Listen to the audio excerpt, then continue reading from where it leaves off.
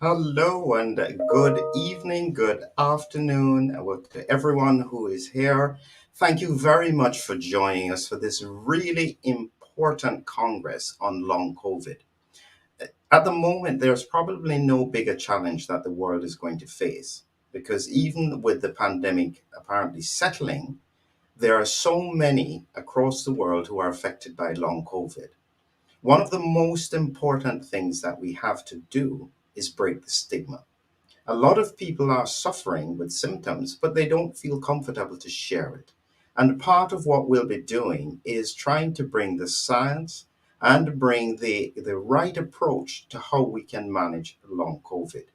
It's a tremendous honor for me to have with me such a diverse group from across the world to share ideas and concepts about long COVID.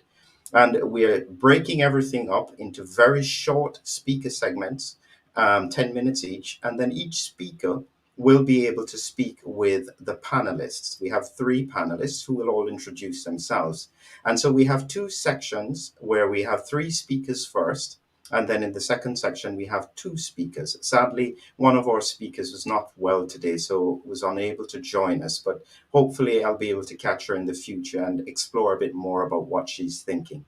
Now, the most important thing is that towards the end of the conference, at about the 2 hour mark, we will formally close.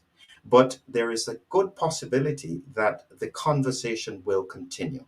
And if you are interested in hearing some more as the speakers and panelists share ideas and thoughts, certainly stay with us for the duration. So the first thing is to bring everyone in, and I'll ask all of our speakers and panelists to do a quick introduction before we do our first spotlight. So thank you everyone for being here with us. And what I'll do is I'll just ask each person to do a very, very quick introduction of themselves. And I'll probably start with you, Shankara, since you're closest to me on the left. Just for 10, 20 seconds, say who you are. And you're muted at the moment, Shankara. So just unmute yourself. Go ahead. Hi, Philip. Hi to everyone. Nice having stage to explore this topic. I'm Dr. Shankara Chetty. I'm a GP and a natural science biologist from South Africa. I've been a frontline doctor for the past 2 years treating COVID patients, and I hope this brings some new insight and information in moving forward in treating long COVID. Thank you. Thank you very much. And Valentina? Hello, welcome to this nice event, everyone. And my name is Dr. Valentina Viduto, and I am founder of Long COVID-19 Foundation, registered charity in the UK. I am a panelist here today, and I will be helping everyone to learn more on your symptoms. Thank you. Wonderful. Thank you, Valentina. And Gez? Hi there. To people who don't know me, I'm a patient advocate for long COVID, and I've done a number of my own patient-led studies, which I publish on my YouTube channel, along with various interviews with experts and different specialisms that are applicable to trying to understand the condition. And I'm one of the panelists today. Wonderful. Thank you, Gez. And Tina? Hello, welcome to this Congress. It's very exciting to be speaking today. I have a history, I'm a doctor in the UK, and I have a history of last 6-7 years of treating patients with mast cell activation syndrome. And that interest developed because I've lived with a patient with mast cell activation syndrome all my life. My youngest daughter has it. And so I know the challenges of somebody who has these symptoms. And I recognise that the long COVID patients have the same symptoms. So I'm going to be talking about my approach to treatment. Wonderful. Thank you. And Mannan? You're muted at the moment, Mannan. So welcome to the channel and the Congress. We guys will discuss and let you know about perspective in our discipline. I am a neuroscientist at Khan University, Karachi, Pakistan. When the pandemic started, we published more on the neuro aspect of the COVID. So you will hear me talking about the neuro COVID in long COVID patients and its symptoms and signs. Thank you. Thank you very much. And Bruce? Yes, thank you. It's a pleasure to be here today. I'm Dr. Bruce Patterson. I'm a viral pathologist, formerly of Northwestern and then Stanford University, United States. I'm the CEO of IncellDx, which has developed a comprehensive process from diagnosis with precision AI-driven diagnostics all the way through telemedicine, wearables, and medications. And we do that all through the Chronic COVID Treatment Center that was founded by myself, Ram Yogendra, and Purvi Parekh. So I'm pleased to be here. Thank you, Bruce. Resia, you're muted at the moment.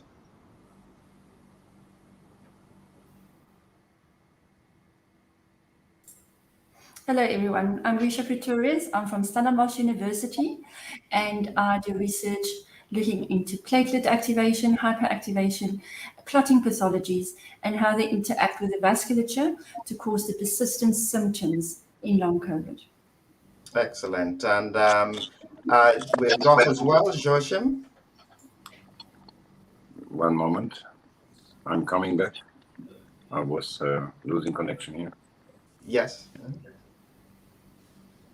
Can you hear me now? Oh, yes. Go ahead, Joachim. Yes. Hello, everybody. My name is Joachim Gerlach, and I'm a shareholder and co-founder and head of product development with Vedicinals Biotech India. I'm German myself and spent the last decade researching chronic illnesses and the connection to micronutrition, and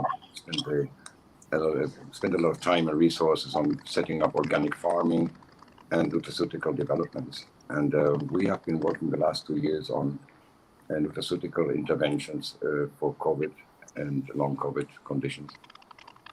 Excellent. Thank you very much. So thank you, everyone, for that quick introduction. And what I'll be doing first in our first section is that we're going to first have a spotlight where we're going to get some ideas and thoughts from Valentina. And she is one of our panelists, and she'll be sharing the experience of many of the people who I guess are part of the Long COVID charity. So for our first spotlight, Valentina, do you mind sharing some thoughts with us? Absolutely. Thank you for giving me this opportunity. So hello, everyone, and welcome to this Long COVID Solutions Congress.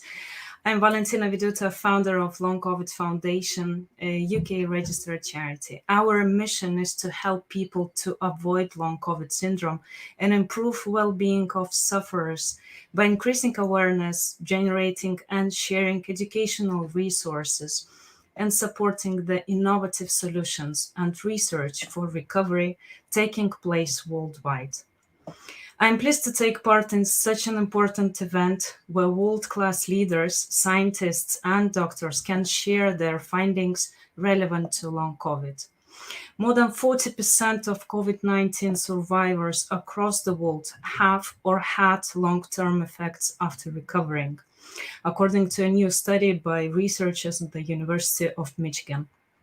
Based on the number of infections reported globally by mid-October last year, that means more than 100 million people have expressed lingering health concerns or are still reporting problems following a COVID infection. The most common symptoms was fatigue, which affected about 23% of people with lingering issues. Other symptoms such as shortness of breath, insomnia, joint pain, and memory problems were reported by 13% of people.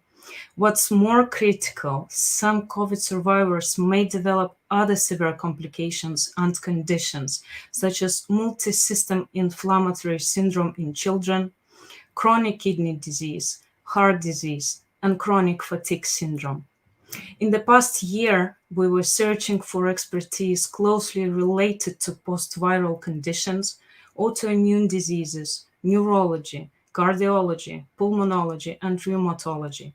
We have produced a series of educational videos which tackle the viral damage from a single perspective. However, with time, we noticed that long COVID cannot be attributed to something specific known so far.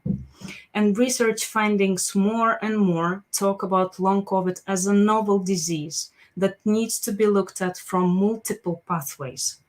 And I believe all long COVID community members who will be watching this event today would love to learn more from today's speakers on the following. What are the long COVID pathways and biomarkers we need to consider while diagnosing long COVID?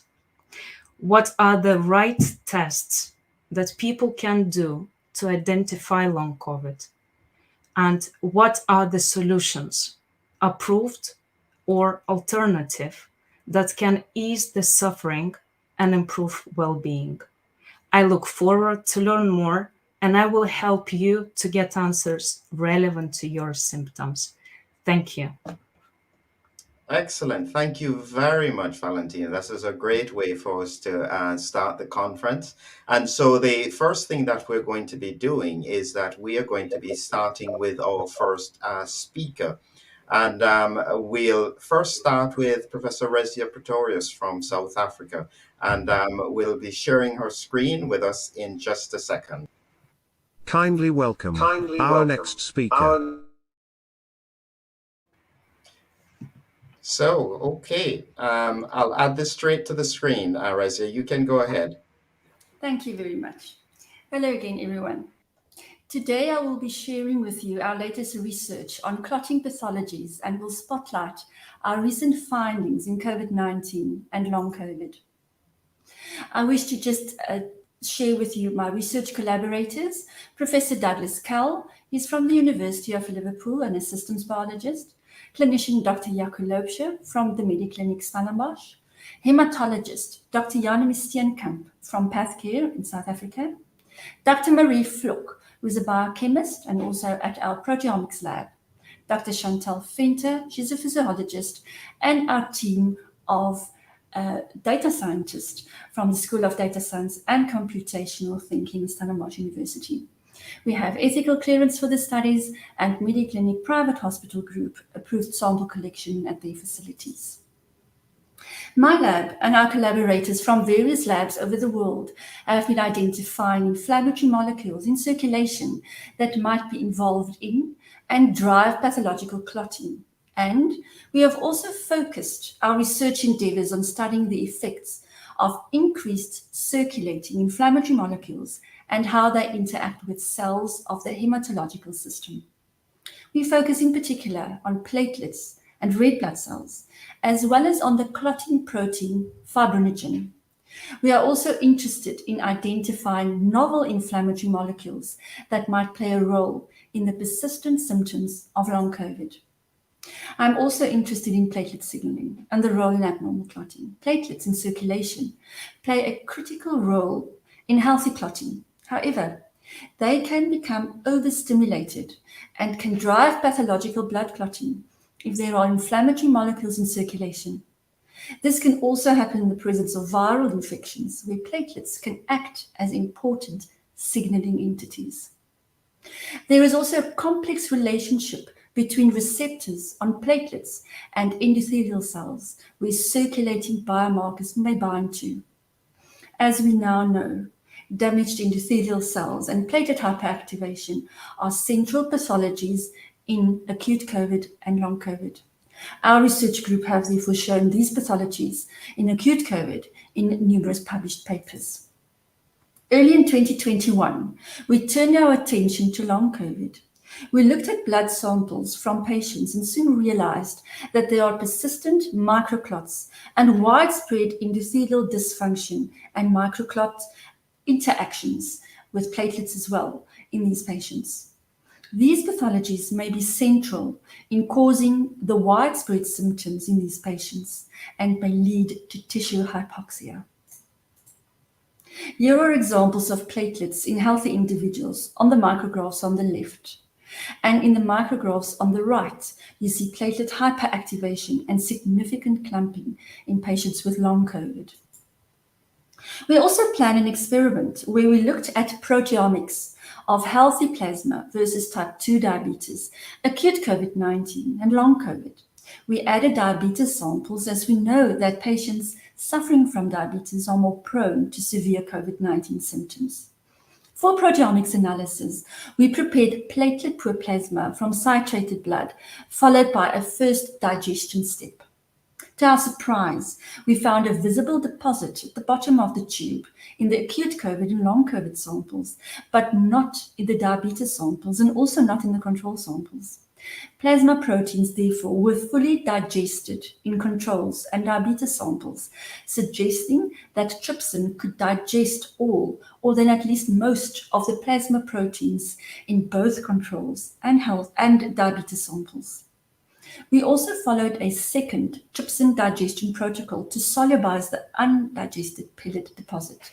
We analyzed 1 microgram protein of the supernatant and also the equivalent from the digested pellet deposit. When we viewed the unfiltered supernatant after the first trypsinization digestion step using fluorescence microscopy, we saw that microclots were still present in the samples, and here are examples of those. And these are in long COVID patients after the first digestion step. The lack of breakdown of these clots may have significant clinical value. Here is a simplified diagram to explain clot formation and then also breakdown during acute COVID. During acute COVID, spike protein induces microclots that are more resistant to clot breakdown. In some individuals, during the recovery process, healthy fibrinolysis or clot breakdown will happen, as it should, and individuals will return to full health. However, in some individuals, and as just mentioned, between 10, 30, and even 40% of individuals that developed acute COVID will not return to health, and therefore their healthy fibrinolysis system will not happen. A lack of breakdown or fibrinolysis in long COVID patients may result in persistent, failed fibrinolytic systems. Our proteomics results also found numerous inflammatory molecules that were trapped in the microclots, and of particular interest is alpha-2 antiplasmin. This molecule prevents clot breakdown. I wish to also return your attention now to the latest US government document, where microclot presence, viral persistence, and autoantibodies were recognized as central pathologies to look into finding answers for long COVID treatments and diagnosis. I wish to also end this presentation with an urgent call for trials to investigate treatment options, also to treat clotting abnormalities. These trials are desperately needed for our long COVID population. Thank you very much. Excellent. Thank you very much, Resia. And what we'll be doing is that we will be in the panel discussion. We will then have a little bit more questions from the panelists to explore those fascinating concepts a little bit more. And so straight away, moving right along, we're going to have Joachim Gerlach from Vedicinals. I'll ask you to unmute your mic for us, Joachim. And we'll ask you to go ahead with your presentation. I'm just going to bring it up here for you. Okay, thank you. Go ahead. Yes, good evening. I hope that the connection is better now. We had some trouble here technically. And yes, so I'm here tonight to make a case for nutraceutical interventions and dietary supplements and how they can come into play to rebalance and restore certain parameters in the long hauler conditions. To give you a brief overview of our project, Vedicinals India is a German India biotech company established in early 2020 as to provide the framework for all that. And what we did is we concentrated on natural molecules because they have certain properties that we very experienced in the last decade. So what we did is, starting in early 2020, we had 25 expert teams that worked now for almost 2 or more than 2 years on meta-analysis, AI-supported research, preclinical trials, toxicity trials, formulation development, pharmacokinetics, bioavailability studies, computational analysis and modeling, and then leading to clinical trials in a phase 2 human clinical trial, and all the necessary compliance and quality control up to manufacturing and logistics. What we did is, and please go to the next slide, thank you. What we did is we combined the most comprehensive and potent molecules against many COVID conditions. And if you go to the next slide, I can explain how we got to this mix of 9 molecules. So in the beginning, we were looking at more or less 8,000 natural molecules available to that are known. There's enough literature and evidence that can be used to correct any kind of or many different conditions. So out of these 8,000 molecules, we ran like close to 100 pathways with computational analysis to look at the most potent, comprehensive, and synergistically working molecules. As you can see on this is one example where these single molecules have been reported and later on in our own trials in combination as to be able to help the organism to rebalance itself and even restore organ functions and organ tissues. If we go to the next slide, I can show you now what happened in our phase 2 clinical trials with 124 patients. And that was even coming in for all the experts as a surprise that we could prove with the percentage of abnormal lung findings. So in our cohort, that was 62 patients, we were starting off with the abnormal lung X-ray findings in the almost 95%. And we could reduce that in 12 days significantly, as you can see in the statistics. And by day 45 in these clinical trials, we had almost a complete clearing of these findings.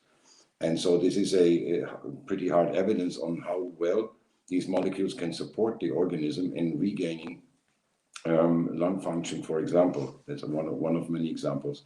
So our clinical trials was set for acute COVID in combination with traditional allopathic pharmaceutical treatment interventions, and was 2 groups. One had a standard treatment protocol, like in India, that is not bad, is including ivermectin, corticosteroids, antibiotics, and several other medications. And we were given as an adjuvant treatment, and we could significantly improve the outcome of the patients with our nutraceutical intervention.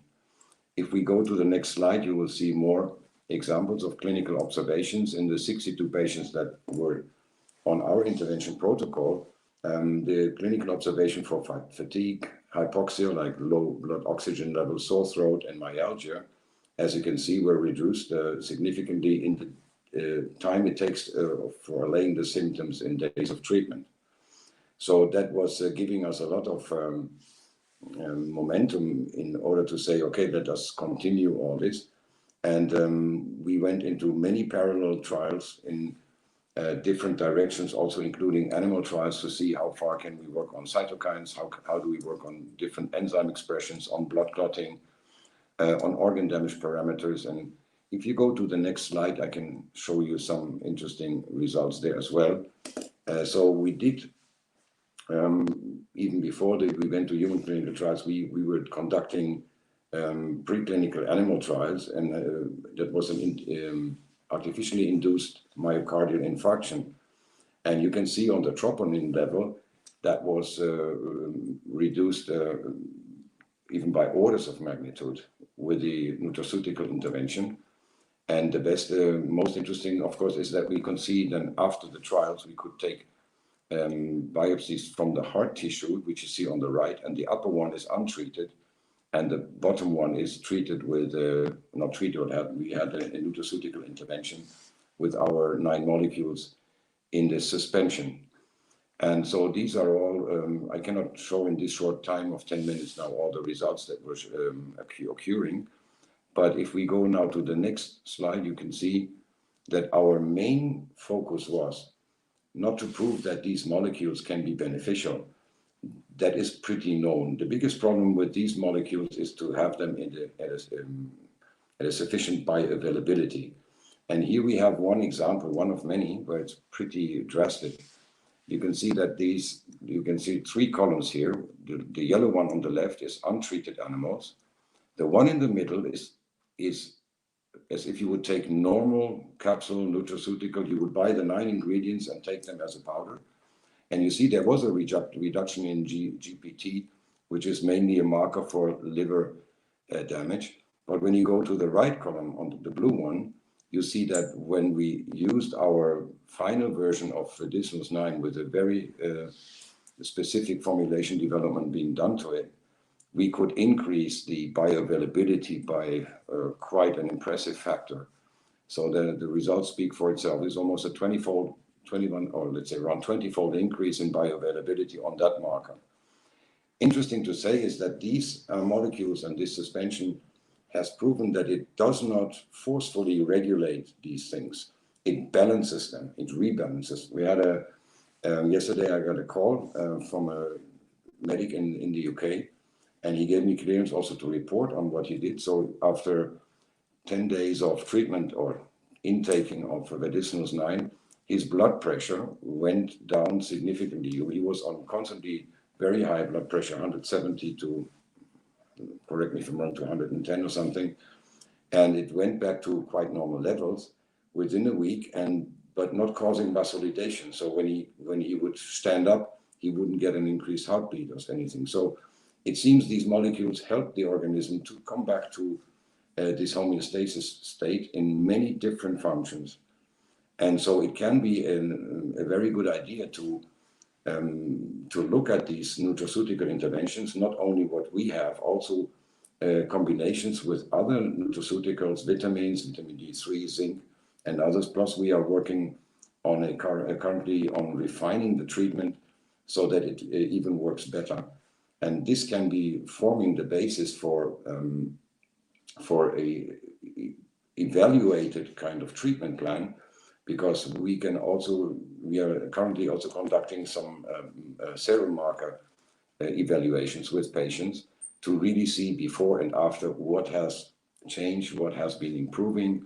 And as there are so many symptoms and so many different conditions and pathways, we are documenting more than 100 single drug target pathways at the moment.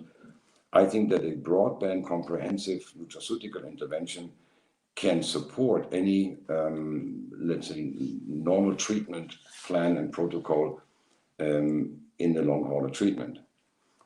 And that is maybe we can go one more slide. Do I have a minute more? Then the next question, of course, is what about safety? What about let's say the adverse events during the clinical trial? There you can see there were no adverse events at all in our group. In the normal standard treatment group, there was a headache. That was all. That was a 14-day trial with a high daily dosage intake of the patients, and there was nothing reported. Before, of course, we went into clinical trials. We went into many different animal trials, and as you can see there, the acute toxicity study was classifying us as a category 5 nutraceutical with an LD50 of 5,000 milligram per kilo of body weight. So that would mean that is 60 times the dosage we are using at the moment. And so this is what we have in a very short version, what we have been doing in the last 2 years.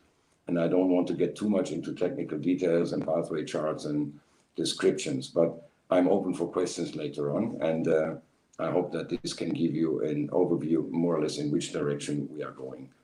The product is available globally and being used already by many thousand patients with great success.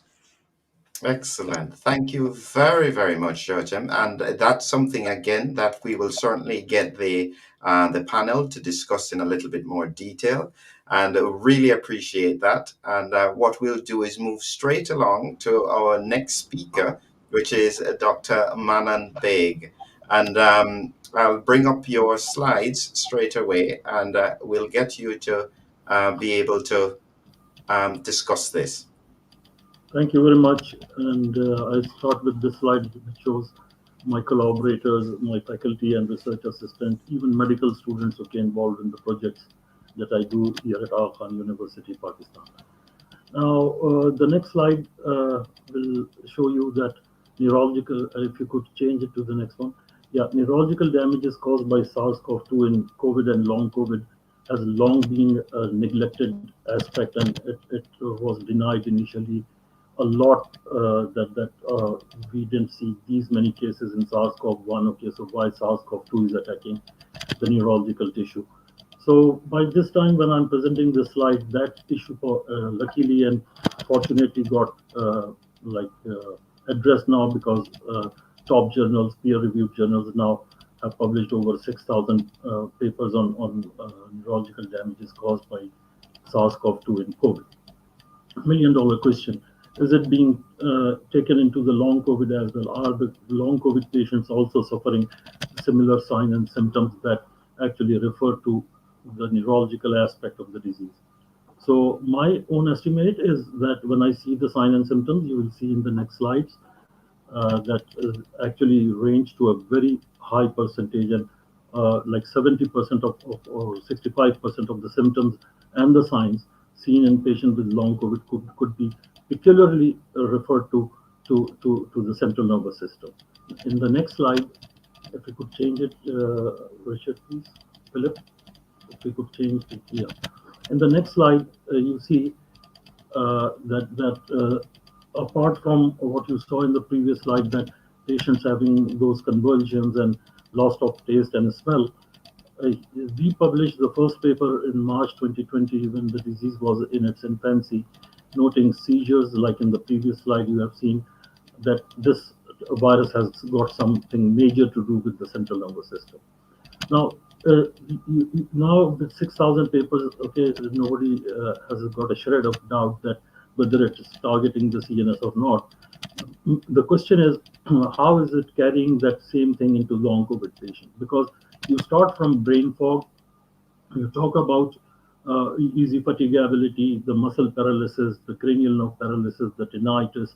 You just like go into the list, okay, of those 103 signs and symptoms, okay, you will find that above 70, 78 of them could be easily referred to, particularly the central nervous system.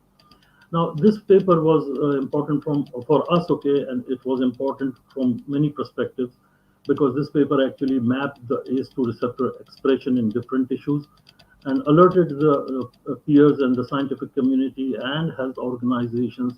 I personally wrote like over 5 emails to health ministries of different countries which are affected mainly by COVID, okay, and long COVID, that the vessel system, the endothelium, is a major portion of ACE2 expression. So each and every other organ of the body that has got a blood supply would be targeted eventually in COVID-19 and long COVID. So at that time, I didn't have that prediction. I mean, like, I'm more of a physician than a magician, you know what I mean? That some things would go into long COVID, but I can clearly see now that things are, the signs and symptoms expressed by patients in long COVID can be easily referable to that endothelial damage that we even predicted in this paper. Now, apart from above 1,000 citations, okay, that it has got in 1.5 years and over 1 million views, the question is that what did it communicate to the scientific community? Now, we are seeing, even before logging into this Congress, you know, a moment back, I was having a chat with different groups that there is a increase in the finding of acute respiratory failure. Patient forget to, it's like they say, we forget, we just like don't have the involuntary control over breathing. We have to breathe ourselves. You know, why is this happening? Now, just imagine that if the phrenic nerve located at C3, C4, C5, that C refers to cervical segments, if actually is damaged, okay, it would not allow the diaphragm to contract and allow the spontaneous breathing. So in some of the papers, again in 2020, we hinted towards that. And in this one, okay, it was very clearly directed that neurological symptoms should be expected. I just wish, that's a wish in the caps, you know what I mean? Like if we would have appreciated that ahead, okay, we could have saved many CNS complications and even patients going into long COVID. Next slide will show you the long list of that long hauler patients. You know, my heart goes with them. It has got a, I mean, it has got a tip to toe type of affection. You can see I put the star on the brain and olfactory neurons, but then each and every other organ is equally important. You again see the blood vessel. Now, just imagine that if we only start writing these signs and symptoms, okay, which I've written in front of them, just it would make 4 A4 pages. You know what I mean? Like the entire body system. Okay, when I say entire, I mean even hair tips and nail beds included. You count every other organ in the midst, okay, is getting affected in the syndromic long COVID. So, like there has been a tendency that when you, and our teachers sometimes also taught us that when a person comes with a list of signs and symptoms which are exceeding like 30 or 40, okay, try to think over some psychological aspect in play. I want to make it very clear, okay, in this presentation that this has got nothing to do with something cooking in the head of these patients. How could a person in Japan, Pakistan, US, UK, Sweden, I mean, you name a country, okay, where you don't have a long haul. In Pakistan, the dilemma is that the patient don't have support because the patients are not in that large, what you call as group. We don't have a social platform where the voice could be raised, but then the affection is enormous. In those 10 minutes that I'm allowed, 7 minutes, I cannot sit here and read all of them just like marking towards that star. Okay, just see if a spontaneous respiratory failure ensues, the person is done. I mean, like all the other organs would shut down in no time because the lung stops breathing if your diaphragm is not functioning. Now, in the next slide that I show you, again, this is very important. If you ask me among the slides that I'm presenting today, okay, the most important slide, this would be it, okay. Now, just see that when we call neuro-COVID and NIH is now funding with this name that you see there, neuro-COVID-19, just see if there is a list of signs and symptoms. Just below the A1, the arrow, right from the memory loss, okay, you can go to the hearing loss, 15 signs and symptoms. These are the top of the 103 symptoms of long haulers actually suffer. 72 of them can be easily referred to the central nervous system or a neurological deficit or a damage. So this slide shows you that there can be sometimes an overlap like headache, dizziness, weakness, muscle fatigue. That's on the left hand side. Under the B you can see headaches, dizziness, weakness, muscle weakness, confusion, easy fatigability, dyspnea, apprehension, anxiety. These can be provoked by other organ diseases as well. But do you get a memory loss, okay, if you have got a problem in the liver and the GIT? Do you start showing a abnormal gait? That's the way you walk, okay, if you have got a pancreatic pathology or a pathology in the lung. So right from number 1, below the A1, till the 15, okay, all of these signs and symptoms have been exhibited, and there are published papers on this which specifically refer towards neurological feature. You will ask this question most possibly, but let me give you some clues that this differential diagnosis, okay, is very much possible using the modalities that you see at the bottom in diagram D, E, and the most important F, okay, clinical examination. The distinction can be made, I would not say easily, but it's not an impossible task to achieve. So you can segregate the neurological signs and symptoms into the ones which can be caused by generalized hypoxia, muscle injury, or damages to other organs, and you can segregate them into the ones, okay, which can be peculiarly caused by damage to the central nervous system.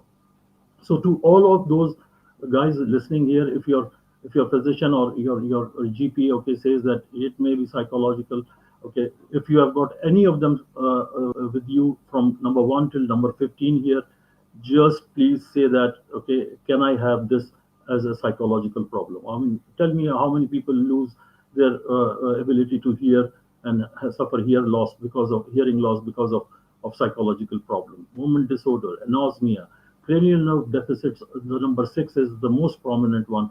They teach it us in the medical school from day one, okay, that if these nerves get damaged, okay, how the body would look like, where to find that.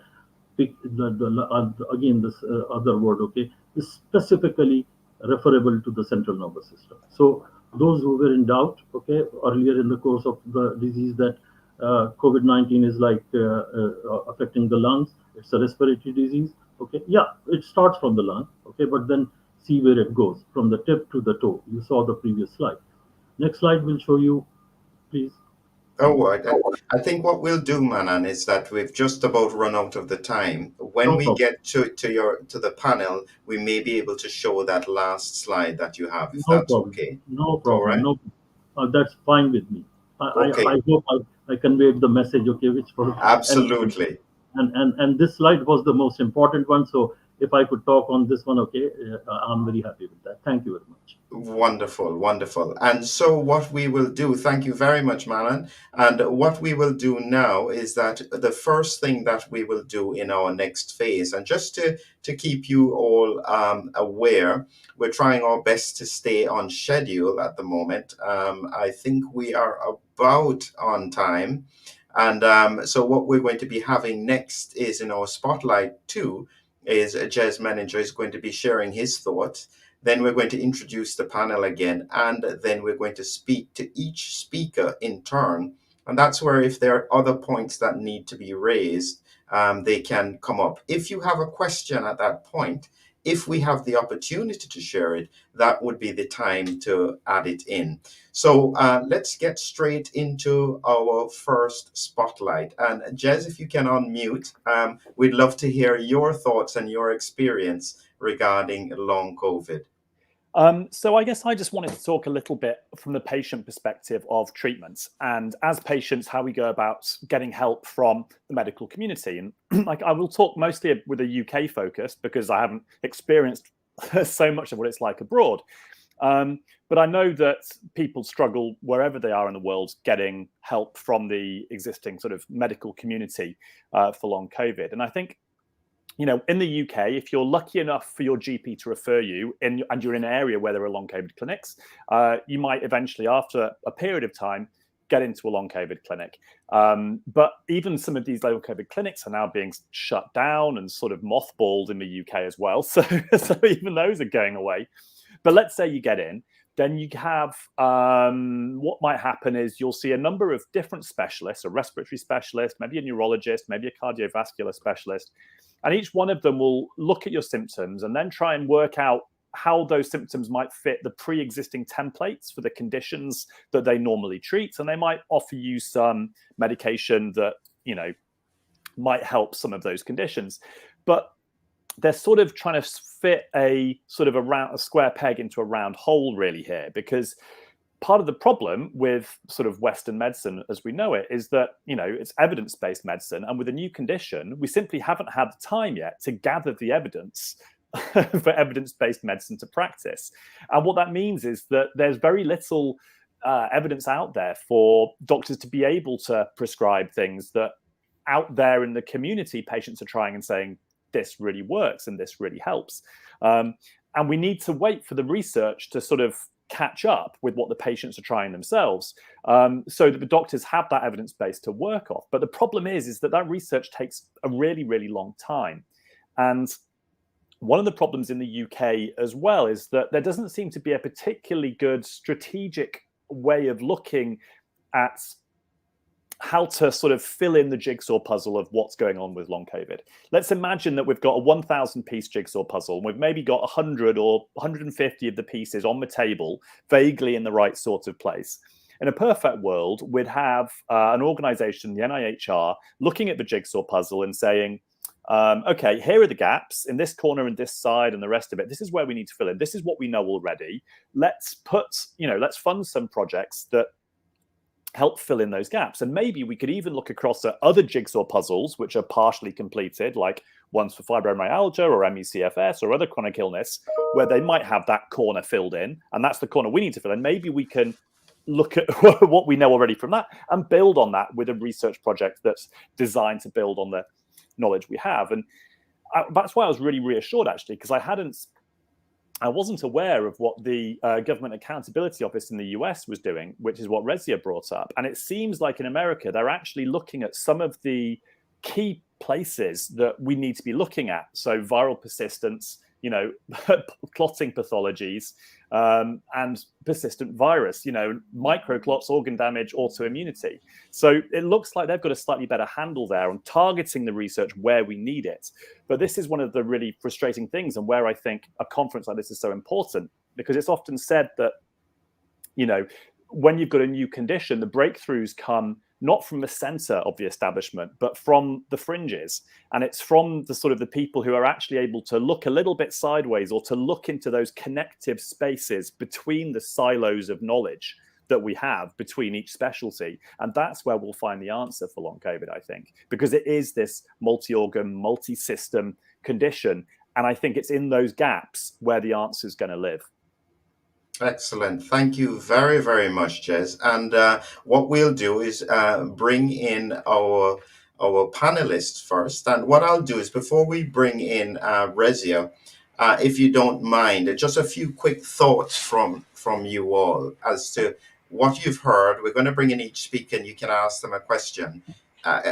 What are your general feelings, Shankara and Valentina? Just. Well, I don't know who's gonna start. I will jump first if Shankara allows. I think we, under this platform, we brought top experts who seriously work in the right direction, helping to understand the syndrome and work in different pathways. I will be having 3 questions to our speakers today to dig deeper a little bit into their findings, and especially with Joachim's solution as well, which basically sounds very promising, and there is definitely huge potential in this solution looking into the results that were presented. Another thing, as Gez also mentioned, long COVID is a new disease, and we need to look from different perspectives. It is not something that we can rely on taking back the previous diseases, and we can't take existing medicines and apply it blindly. We need trials. Yes, it takes time.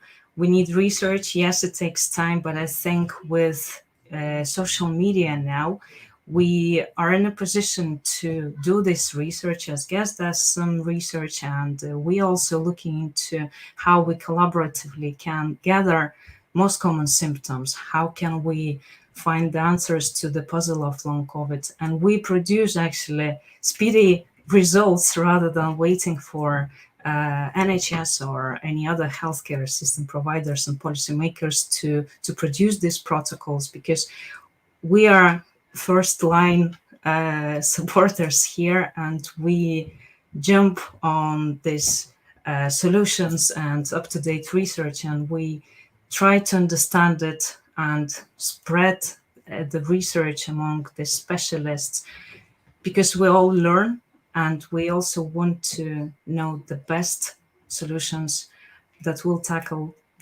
the disease from multiple perspectives. And I think we do the right job now. Excellent, excellent. Quick thought from you, Shankara, before I bring in Resia. And just to say, what we'll ask is everybody just ask one question, as we'll try and keep the time relatively tight. But a quick thought from you, Shankara, before we bring in Resia. I think absolutely pertinent comments by the other 2 panelists. Philip, we're dealing with a condition where it affects various different systems, and those spiral in different directions out of control. So everything seems to influence each other. So the diversity of this presenting symptoms in long COVID is mind-boggling. And so we need all the information we can to try and figure out the different markers that we need, the different systems influence, and the different treatments that will be appropriate in different patients because of the diversity of presentation. So I hope we get some good understanding tonight. Excellent. So we'll bring in Resia here, and I'll let the panelists go ahead and ask you their question. Anybody wants to go first? I'll dive in. Hi there, Resia. Thank you so much for your presentation. I just wanted to ask you if there was anything that you can share with us, or at least just discuss what's going on with the most recent research project you're doing, where the research was conducted in Mulheim around helpapheresis. Is there anything you can tell us about that, and what the purpose of that project is?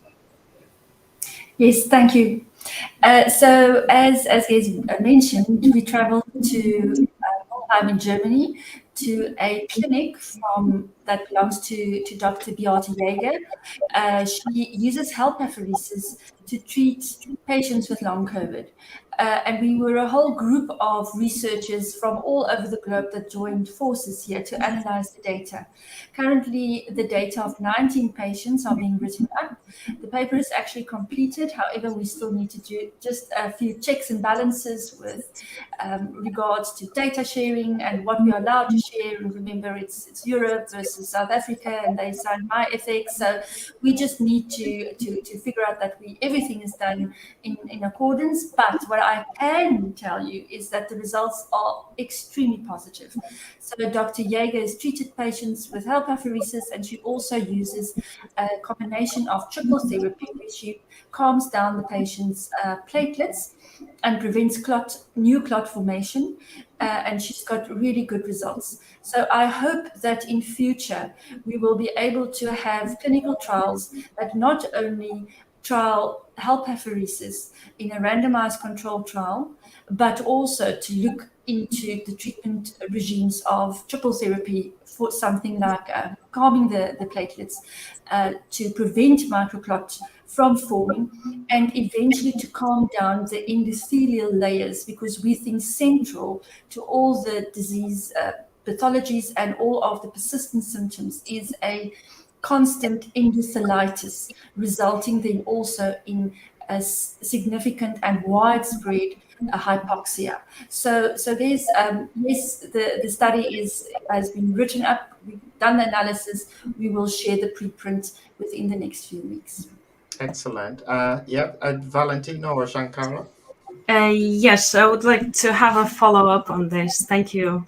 For me, it's nice to meet you here again, and people may be aware that we are recording interviews with Professor Pretorius, and we're very happy to share your findings with the larger community and learn more from you.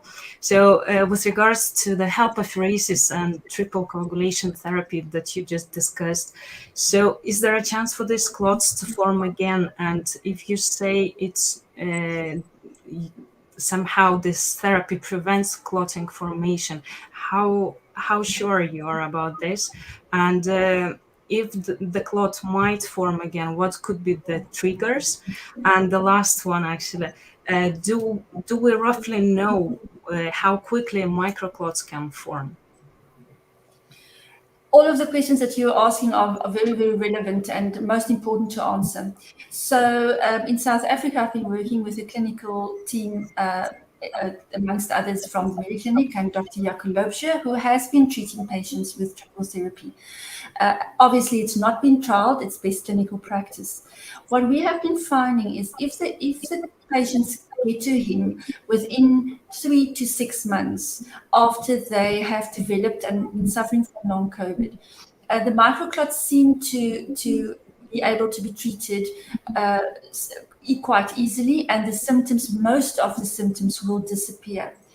And I must just stand still here for a second. What we have been finding was that in acute COVID, there are clots that have been forming. If the clots do not get resolved during the acute phase, then there's the persistent lingering of the clots. So if one catches the clots and endothelial damage happened, that's happened, and platelet hyperactivation quite early in the disease of long COVID progression, then it is resolved that the endothelial cells and layers will heal, and the patients will return to health. The issue is if we leave the patients for 6 months, 8 months, 24 months, then something else comes into play. Viral persistence can be a very important factor, but the most important factor that can happen is autoantibodies, possibly against the trapped inflammatory molecules that is inside the microclots. And that is a real problem, because then we sit with all sorts of damage from autoantibodies, antiphospholipid syndrome, all of those things coming into play. And the important thing is with a constant long-term presence of microclots of oxygen deprivation of all of the body, the brain, the muscles, some of the organ systems. I'm afraid that there might be long-term damage happening due to hypoxia. So that is why there's such urgent need to move fast to find proper treatment regimes that we can look into treating patients much earlier. Okay. Do we have time for a quick question from Shankara? Or go ahead. Okay, a quick one, Philip. Hi, Prof. Just something to clarify. You noted that the microclots formed during this long COVID process was very different from others that you experienced in that they're not digested by trypsin. They seem to be undigestible. And this points to the underlying mechanism of the clot formation. But some of them get dissolved. And this might be pointing to what happens in acute COVID that actually leads to these microclot formations and makes them undigestible in the long COVID situation.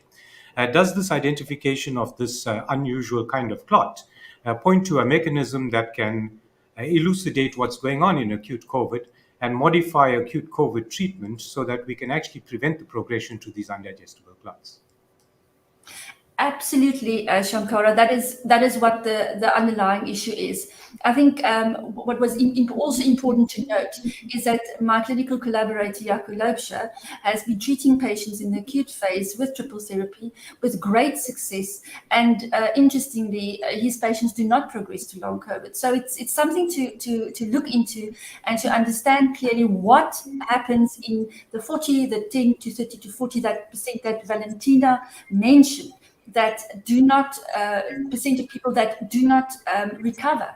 Is there something perhaps in their genetics? Is there predisposition? Is what causes these molecules to form and being trapped inside the clots? The alpha-2 antiplasmin, many other molecules still need to be discovered inside the clots, because we just had a spotlight and a short dive into what are the molecules trapped in these clots. So I think the most important thing to know, is research, understanding clotting physiology from acute COVID right through to long COVID, and much more viral persistence, autoantibodies. All of those things might play a significant role, perhaps pre-COVID, before the patient has developed, COVID. What are all the comorbidities and the interactions leading to some of these patients not recovering fully? The answer must be somewhere between the people that has recovered to look into what is different in their physiology versus the ones that are suffering from these long-term symptoms. Wonderful. Thank you very much, Resia. And we'll be able to explore some of that in a little bit more detail a little bit later on. So moving straight along, we've brought in to us Joachim to answer any questions, a few questions from each panelist. Anybody wants to go first here? Maybe Shankara, if you wanted to go first this time. Welcome, Joachim. A few questions. You've noted in your presentation that the nutraceutical combinations tend to enhance the speed to recovery from the allopathic or the usual way of doing things. And you've noted some significant improvements there. Would you say that that is simply because you have managed to dovetail your nutraceutical choices to the underlying pathophysiology of COVID illness, and some of it is due to the refinement of your products, making them more bioavailable, seeing that nutraceuticals, that seems to be the biggest stumbling block in their speed to recovery with patients? Yes, to the first question, of course, the initial selection of these molecules out of the 8,000 available was done to very precise procedures. I can't show that right now, but maybe later we can show that these drug target pathway lists. That means we took all the known drug target pathways and all the known disbalances, be it enzymes, be it host cell receptors, be it inflammation, endothelial inflammation, for example, or neuropathological pathways, and look where do these molecules come in. Then, of course, the combination of them. There is like a lot of synergies between these molecules. So they're together, they're working better than alone. And then working towards the goal, we were even surprised how good we could then really enhance the bioavailability in formulation development. And so these molecules are working different than pharmaceutical drugs. What they really enable the body is to use these molecules that nature has been using for millions of years, and our organism kind of uses them in a, we don't understand yet which kind of signaling system between the cells and the molecules to bring things back to balance. So it's not like a pharmaceutical intervention that will go one direction, and if you keep dosing it, it will bring it even into a, let's say, to a state where it's a little bit too much. So these molecules tend to just rebalance things and help the organism to heal itself. I mean, we can heal ourselves given the right circumstances. And so these, yeah, that, I hope that answers your question. Yeah. Any questions from Gez? Yeah, I'll go. I was wondering, like, I noticed in the presentation you had Vedicinals 9, which is one of your projects. How many products do you have? And do you target them at particular symptoms groups in long COVID? And which symptoms are they particularly effective at dealing with? Yes. So the first question is, we only have one product currently in India, which is Vedicinals 9. And this is a pretty broadband, comprehensive protocol already by itself. Then we are recommending, not selling, a lot of other useful supplements that have shown in the literature and in outcomes, and especially patient reports, to be pretty beneficial. Some also don't work so well with Vedicinals. For example, like niacin, flushing niacin cannot be combined. So we are constantly refining, learning, and adding, or sometimes even taking away some molecules that can be added, and especially then for certain purposes. Yeah, so if you have an over expression of a certain symptom, then it might make sense to add even omega-3 or sulforaphane or other dietary supplements to these molecules, because we can constantly researching. So the main success reports we get on patients at the moment is shortness of breath, fatigue, and like I said, hypoxia, and general well-being. I mean, it sounds pretty unscientific, but we get now daily the message, you gave me my life back. And it doesn't mean that everybody will recover fully, and that there will also be people using these nutraceuticals without having these strong effects. But it is another tool now in the toolbox, we think, that is going to come in helpful and bring back the general condition to a point where people really improve, and very quickly. And Valentina, any question? Yes, absolutely. First of all, Joachim, I'm impressed by the level of scientific scrutiny you put into Vedicinals 9. I wish we would see something like this from for example, pharmaceutical solutions. I know it's a joke. I know that you started shipment from India to Europe and US, and I can tell that among our community members, we see incredibly positive feedback with the solution itself and service that you provide. And I would like just to say thank you for helping those who suffer. However, just very short note, having this opportunity to ask questions, I can't resist not to ask. What is your opinion about Vedicinals in terms of short versus long-term use of it? And if it's long-term use, would it require lower dose and taking less frequently? Do you know anything? I wish I would be able to answer that question completely. You know that we are still learning, researching, that we are observing, that we are having now initiated some trials. So the short and long term, at this stage, we have patients or clients that buy this nutraceutical and take, it's a 14-day course, so it's 14 bottles, and that is one course. And so most are finishing 2 courses consecutive, which also is coinciding with our safety data. And then they do a break of a week, and then they go a 3rd course if necessary. I think it is the best way to go would be to use a panel of biomarkers before starting an intervention, and then maybe after 28 days at the latest, do another check of the panels and see what has improved. Also, you observing your own symptoms. If you can start moving around more, and you take medicinals night at the same time, and you cannot observe any of these strong conditions and symptoms, don't overdo it. We have to stop people now from jumping around too much, because they're so happy to have their life back, and we kind of tell them, look, take it a little bit easy. That is a very fast step forward you did now, so don't overdo it. So I think that even though it's a nutraceutical intervention and people can kind of get it and take it themselves, I still recommend strongly to keep that under observation with biomarkers, which you and I and other people in the foundation and in your network are working on right now, so that we get good results, and then we can decide, or the patient and the doctor can decide when to stop it or keep on taking it. Thank you. Thank you very much. Thank you, Joachim. And moving straight along, we have the opportunity to have a quick chat with Mannan. And since you went last the last time, Valentina, you probably can go first this time. Okay, thank you. So I have to say we had an interview with Dr. Baig previously under our foundation, and Dr. Baig provided lots of information on how brain can be damaged post-COVID infection, what are the symptoms that may explain the neurological damage which is present.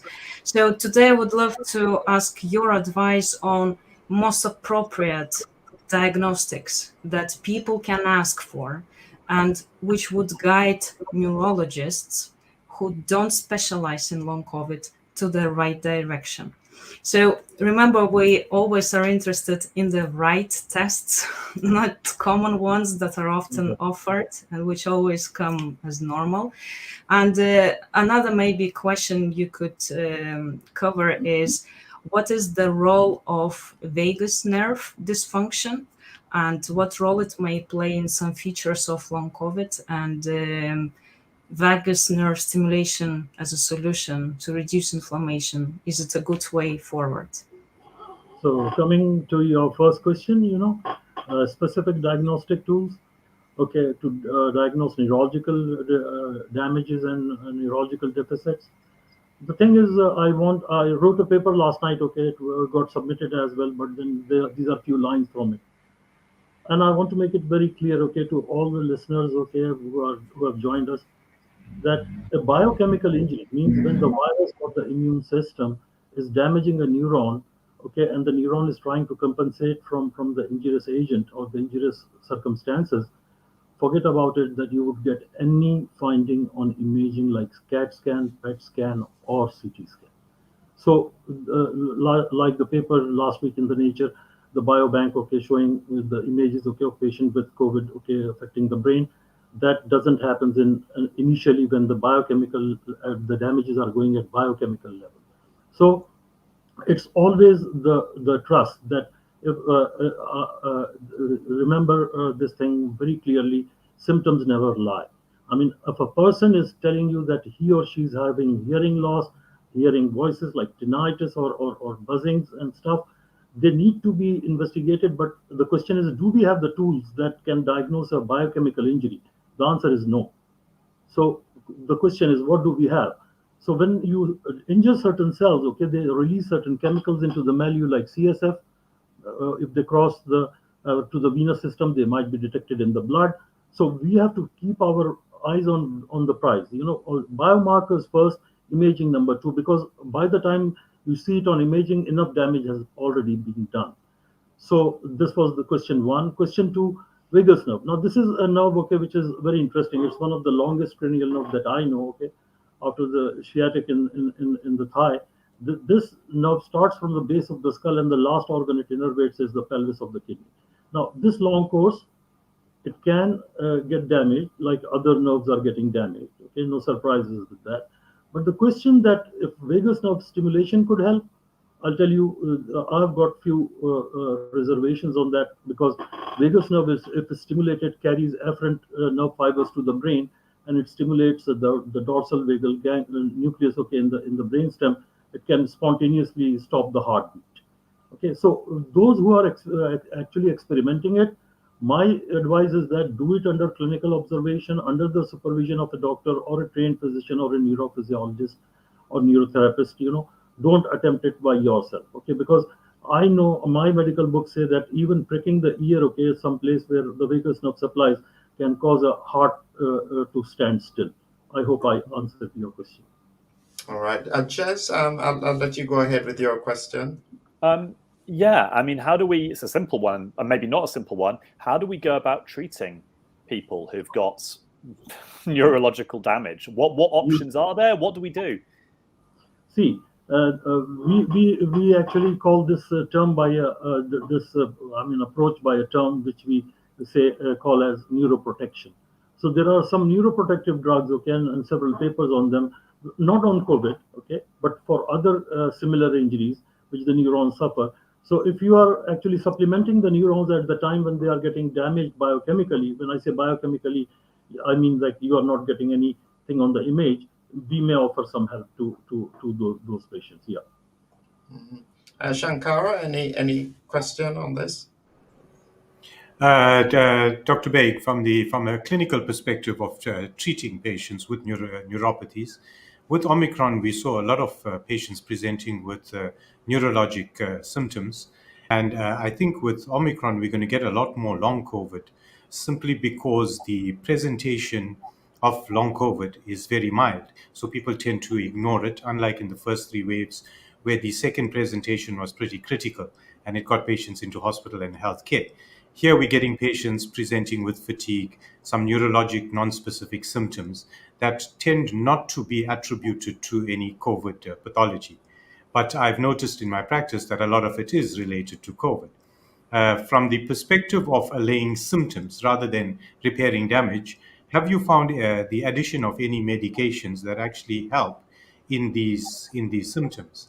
I've noticed a lot of strange neurologic pain, and of course, there's a whole subset of different medications to treat neurologic pain. Have you found any benefit using those in these patients? Now, this is a very vital question because it touches the root of the COVID symptomatology. And I will be very candid and honest in answering this question. Long COVID is very much in its infancy. Okay, the knowledge we are gathering, okay, what type of damages the neurons suffer, we then would be able to actually address what specific drugs could do. But like Jez asked the question, okay, I said neuroprotective agents, okay, neuroprotective molecules like Joachim is working on and stuff. These should all shake hand, okay, before we start treating these patients after having the clinical trials. Because before the clinical trials, okay, anything which we say, okay, is early. And I want to finish it on this note that because you started with Omicron, that we are seeing more. Dr. Shankar, okay, to be honest, okay, be it Delta, Alpha, Beta, or Omicron, its affection to the central nervous system would depend upon one most important factor, that's viral load in the nose or the throat or wherever it is. In the nose, very peculiarly, it has got a route through cribriform plate to go to the brain. So my thing is that be it Omicron, B1, B2, or Delta, if the viral load is very high in the nose, okay, its chances to ascend to the brain gets higher. So if it comes in the blood, that's another story. But then viral load is the mother of affection of every other organ, including the central nervous system, because the excess is a bypass of the blood-brain barrier. From here, okay, you don't need to cross that barrier. Thank you. Thank you very much. And we'll have a chance to discuss some of these other points a little bit later. And so just to keep everyone on track at the moment, so here we have finished our first panel discussion. And what we'll be doing now is having presentation 4 and 6. We sadly don't have Professor Mehdi Honig with us today. But what we'll do is we'll continue along, and we'll be next having Dr. Tina Pears sharing her experience with regards to long COVID. Thank you very much, Tina. And what we'll do is we'll get straight into your presentation at the moment. Thank you very much. Thank you for this opportunity to talk.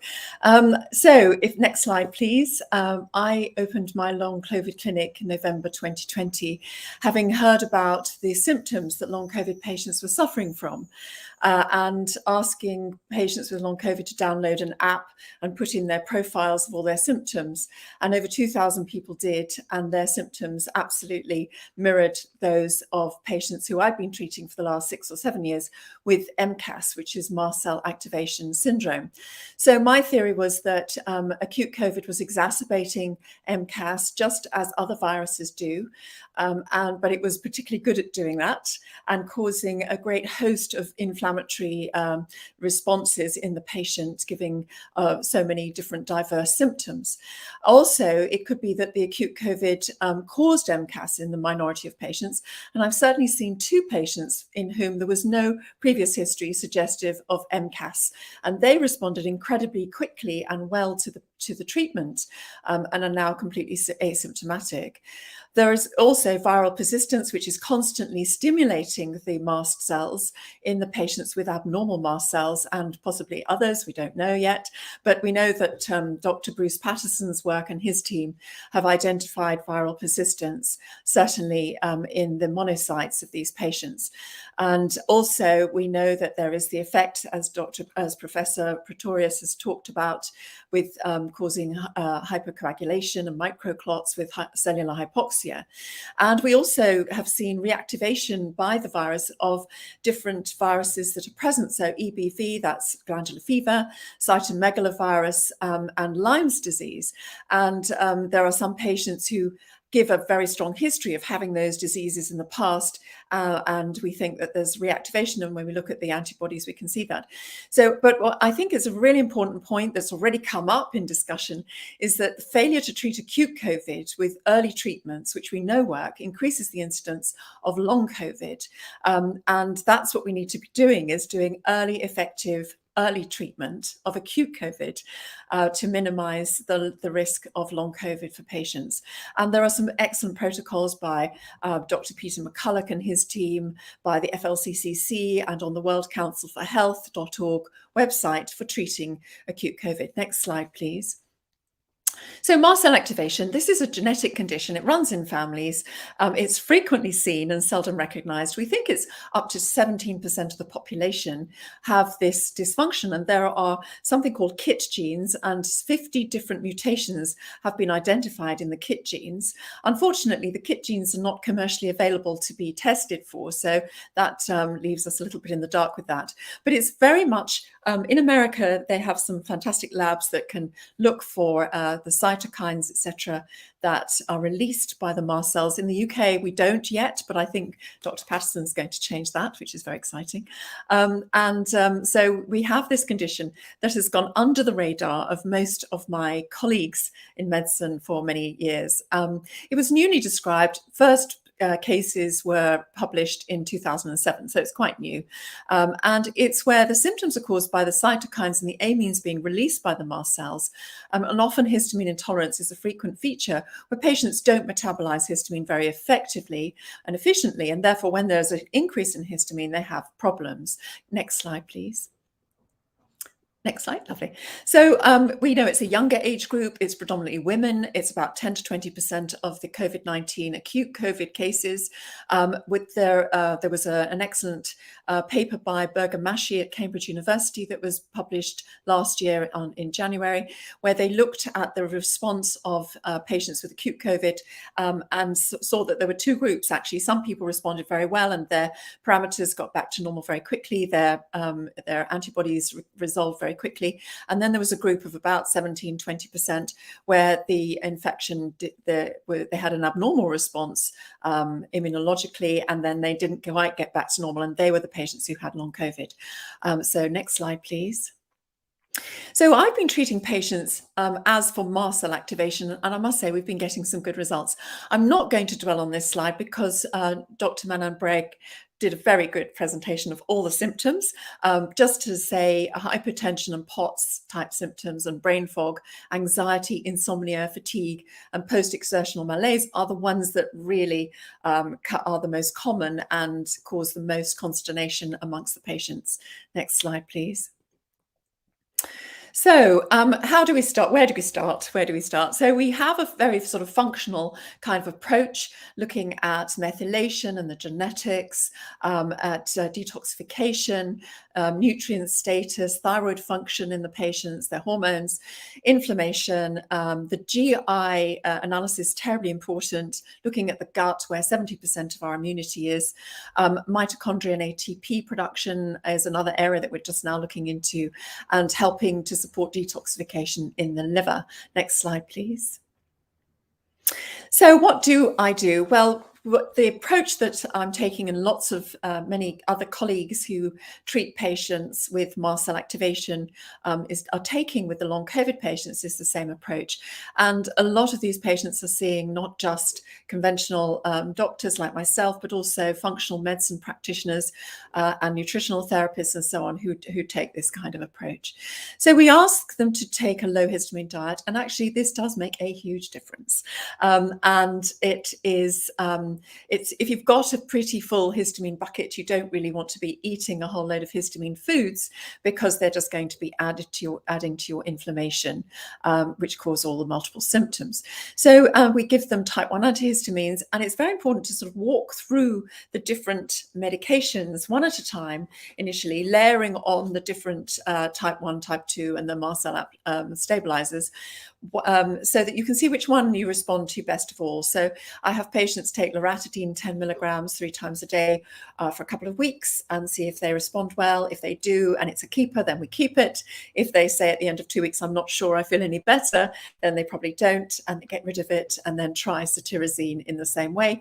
And if, again, go on to fexofenadine if necessary. Then we add a type 2 antihistamine. So famotidine is the strongest, 20 milligrams twice a day. And then we go on to mast cell stabilizers. And rupatadine is an excellent one. Ketotifen is my favorite to start with, because it causes sleepiness and helps them to sleep, which is fantastic, insomnia being one of their symptoms. And we start off with 0.5 ml at night, gradually increasing by 0.5 ml increments until they're on 5 mils, which is 1 milligram. If they do really well with it, and for some patients it's a game changer, then they could go up to 2 milligrams at night, and some patients are taking 2 milligrams in the morning, but you build it up very slowly. Sodium chromoglycate is a very useful mast cell stabilizer, and especially if they have gut symptoms. And quercetin is something that everyone can buy over the counter that is a mast cell stabilizer, also present in cauliflower and quail's legs, but you'd have to eat a considerable amount of those to get the same that you can get in a tablet. Next slide, please. So probiotics are very important because there's a lot of dysbiosis in these patients. We find that their gut microbiome is often completely out with SIBO and other bacteria imbalances, and also mucosal stresses and strains, so that their mucosa is breaking down and they get leaky gut syndrome. We give various vitamins and minerals to support them. Selenium, very important, magnesium, etc. You can see them. Ivermectin I do use, and has been an absolute game changer for many of my patients, where they find that many of their symptoms subside or reduce, certainly, when they take the ivermectin. Many of my patients do neuroplastic retraining of the amygdala and insula. I know it's an area that is quite contentious, but I think that many of the patients say they can feel up to 30% better, and we're learning more and more about brain plasticity and how we can tap into that. Melatonin, helpful for those who can't sleep and who aren't on the ketotifen. Next slide, please. I think this is my last slide. Montelukast is the leukotriene inhibitor, which can be very helpful. We have to be careful. 30% of patients can get depression with this, so we have to watch out for that. LDN, that's low dose naltrexone, which you build up very slowly, milligram increments per week, from 0.5 ml up to 4.5 milligrams daily.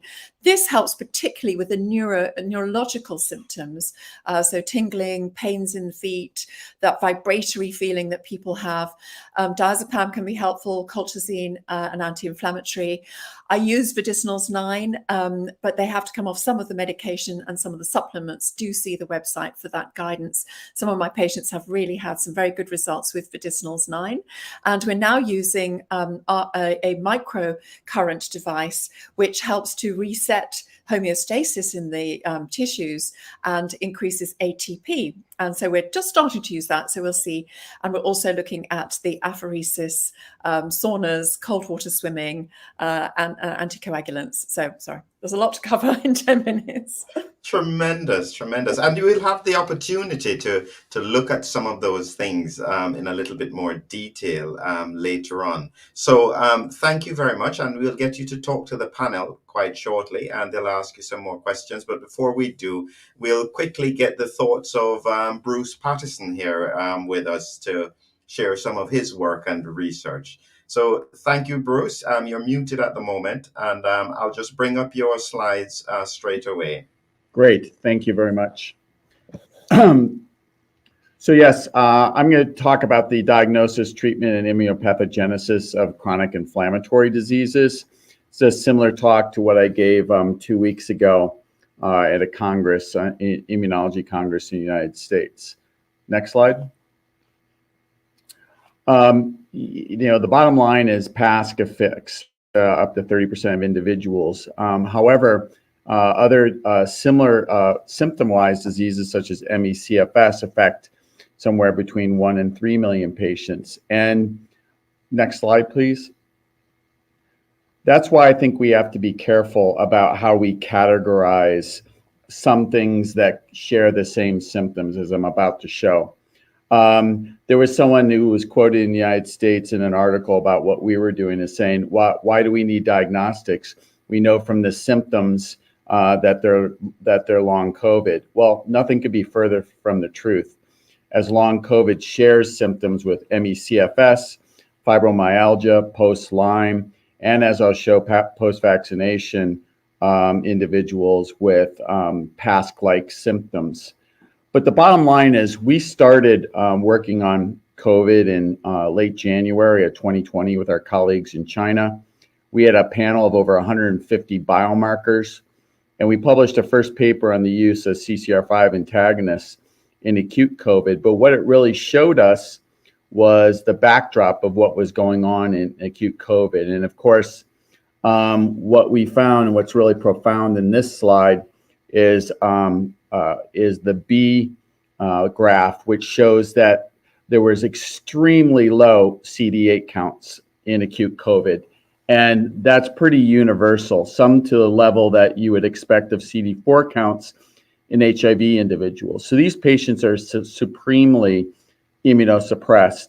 And we found that 25% of individuals with long COVID have low CD8 counts. Well, what does that do?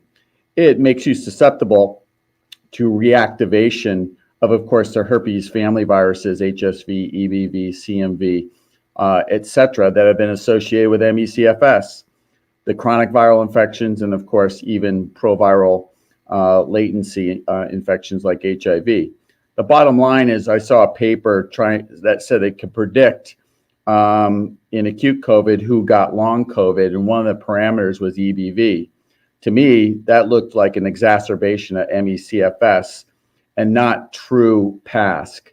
So we came up with the categories of PASC and PASC plus, and I'll show you more distinction on that in a moment. Next slide.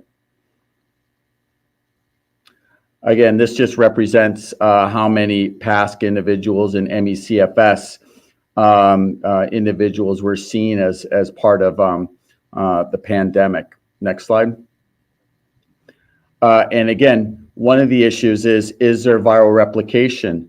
We published a paper in Frontiers in Immunology in January showing persistent viral antigen in non-classical and intermediate monocytes in the absence of complete viral particles. We showed viral RNA. And I literally just got data 5 minutes ago from our bioinformatics group that was doing the tissue studies, showing that in tissue from PASC individuals, there's less than 5% complete genome coverage. So even though we can detect RNA by ddPCR, in situ hybridization, these are all fragment detection schemes. Immunohistochemistry, which one paper showed is just detecting protein, which we published in the monocytes as well. But fact is, we just finished our first round of whole genome sequencing in tissue from PASC individuals, and there is very little representation of the entire genome, which would be required for replication competent virus. Next slide. And here's the symptoms. So we first published this, and this is a small subset of what Davis et al. Published before on the symptoms in PASC. And the red blotches are actually the major symptoms in ME/CFS. So there's significant overlap in these two clinical entities. So to say that you could call somebody a long COVID individual just from symptoms is incorrect. Next slide. We went on to study individuals post-vaccination who had PASC-like symptoms, a condition that we call POVIP. Post-vaccination individuals with PASC-like symptoms. And believe it or not, it's the same symptom complex that we're seeing in PASC, ME/CFS, chronic fatigue syndrome, and et cetera. And I won't go into too much more detail other than to say it's got the same symptoms. Next slide. Then we used our diagnostic, which was chosen by AI out of our 150 biomarkers to categorize long COVID. And again, you see some very important associations in red that give you confidence in the validation of this panel. In other words, IL-13 and IL-4 are co-expressed because they're type 2 inflammatory cytokines. The other lower red box, interferon gamma, drives IL-10 replication. So they're closely associated by this heat map. So we've cross-validated all of these cytokines against one another in all four of those conditions: long COVID, ME/CFS, fibromyalgia, post-Lyme, and post-vaccination long haulers. Next slide. Again, this is an overlap of the two algorithms on the horizontal axis, the long hauler index, and in the vertical axis, the severity score. But the reality is they're just inflammatory marker scores, and they've been mischaracterized as diagnostics. But it really shows you the difference in the inflammatory milieu in these patients. Next slide. Next slide. I want to get on to our treatment. Again, we found obviously S1 protein and monocytes both in long COVID. Next slide. And is post-vaccination long haulers. Next slide. Why is that important? Because we too found this vascular endotheliitis, which leads to the clotting that's been described previously. But the bottom line is this interaction between these non-classical monocytes, which carry the fractalkine receptor, and fractalkine on the endothelium leads to inflammation and, believe it or not, type 1 cytokine response, which is the long hauler index.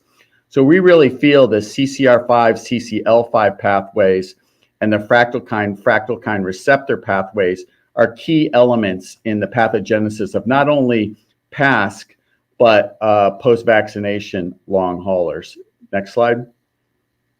And when these monocytes bind to the fractalkine receptor, they cause increases in VEGF, which cause peripheral neuropathies, this head fullness, headaches, migraines, so that when we block fractalkines with statins and we block the migration of these monocytes with CCR5 antagonists, we actually can relieve the brain fog and all the other symptoms in PASC and post-vaccination long haulers. Next slide. Next slide. Next slide. I just want to show this new classification based on cytokine nodes, where we can distinguish between ME/CFS, which is in purple, PASC, which is in green, post-vaccination long haulers in blue, severe COVID and Lyme over to the left. This is critical because all of these patients require different therapy. When I talk about PASC, I'm talking about pure PASC, which is in green. And you know what? We can't just keep saying, oh, I treat this and this works and that works. And people say, well, multitude of drugs works. Yeah, of course it does, because we're going along with symptoms instead of really classifying each of these entities as separate entities, which they are, because they have separate etiologies. And this paper is about to be submitted. Next slide. Next slide. This is what's really exciting. This is a study that came out in preprint on our use of Maraviroc and statins with FDA accepted symptom scores and the correlation with biomarkers. Here's the Rankin index for neurodisease, highly statistically significant after 6 to 12 weeks of symptoms, and it correlates with soluble CD40 ligand, which is made by activated platelets, and VEGF. Next slide. Compass, which is dysautonomia. Again, highly statistically significant decrease after 6 to 12 weeks of Maraviroc and statins, correlated with soluble CD40 ligand, GM-CSF, and VEGF. Next slide. Dyspnea, same thing. Next slide. Fatigue. This is absolutely critical. We now know, if you look over in the biomarker correlation, that fatigue in PASC is caused by TNF alpha with a p-value of 10 to -5, okay, and interleukin 2 with a very strong correlation and a very low p-value after 6 to 12 weeks of Maraviroc and statins, which of course blocks the two pathways that I showed before. Next slide. And again, the NYHA, another neuro parameter score, again, correlated with biomarkers. So we're now at the point where we know which biomarkers correlate with which symptoms. And when those biomarkers go down with therapy, we can correlate that with response as far as the symptoms. This paper is out for peer review. We're very excited about it. We hope it comes out very, very soon. It's designed just like our clinical trial will be designed. And that's why it's so important that all 5 symptom scores had statistically significant decreases after 6 to 12 weeks of Maraviroc and statins when we enrolled specifically PASC and eliminated PASC plus, EBV, Epstein-Barr, Lyme. I can't tell you how many times we've done telemedicine and someone will say, oh, by the way, I had really bad mono, I have EBV, or I have CMV, or I have herpes, I have varicella, I have Lyme. Okay, for me, that puts us in a PASC plus category, and maybe we include Lyme therapy, or maybe we include anti-herpes therapy as we correct the immune response with Maraviroc and statins. And again, get to the source of clotting, which is in our new paper. We are completely on board with the clotting, but what we want to do is actually eliminate the nidus for the clotting, which is the endotheliitis. And CCR5 antagonism and statins are right out of the atherosclerosis literature. So we think we're really on the right path in terms of not only relieving brain fog, symptoms like that, but also relieving the source of what's causing the clotting and the platelet activation. Excellent. We'll come back to this, Bruce, when we get the panelists to have a chat with you. So thank you very, very much. And so what we'll do is that if we can get Dr. Shankara Chetty to to join us and just to share some general thoughts as his spotlight with regards to long COVID. I'll just let you do that before we get the speakers back in, Shankara. Thanks, Philip. Look, what I'm seeing with my patients with long COVID is that we have an acute illness which, if not treated or caught or recognized early on, spirals out of control. And we know that there's various mechanisms at play. Each mechanism seems to be self-sustaining, leading in different directions. And so the longer it takes for a long COVID patient to present to the healthcare practitioner, the more diverse the symptoms, underlying symptoms might be. So from the perspective of Tina and treating mast cell activation early on and preventing these long symptoms, I think vitally important. And then from the perspective of Bruce, it's vitally important for us to separate out all the different long COVID patients. There is immune dysregulation, there is immune suppression, bringing on latent infections. So we need to be able to categorize the different long COVID cases and be able to biomark them or at least differentiate them into these different categories so that we can institute appropriate treatment. So I think both the presentations vitally important in trying to understand the way forward, because this is going to be something we'll probably be doing for the next 5 years at the least. If it has no bearing on vaccine side effects, like Bruce alluded to, probably longer. Oh, yes, quite right. Yep, wonderful. Let me just add our other panelists to our stream now.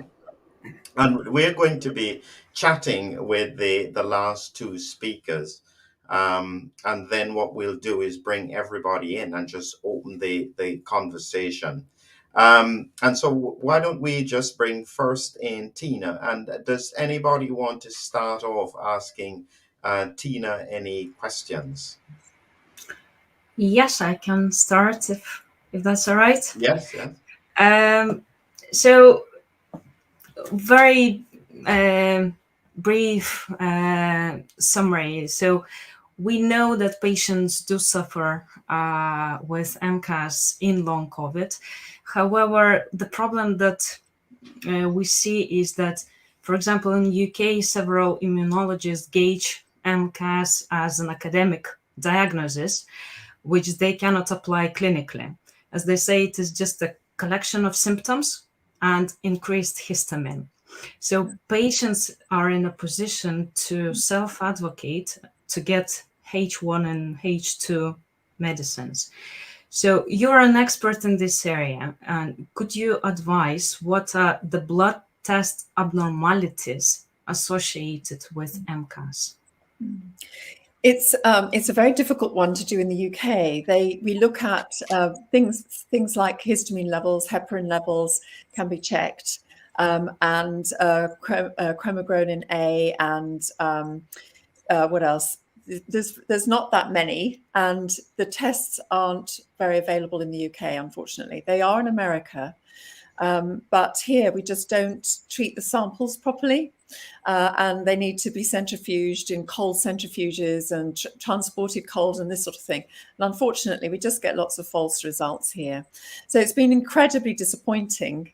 And I've been waiting for Bruce to come along really with his labs, because I think that will help us to differentiate what's going on at the biomarker level, which we have been completely working blind up until this point, really.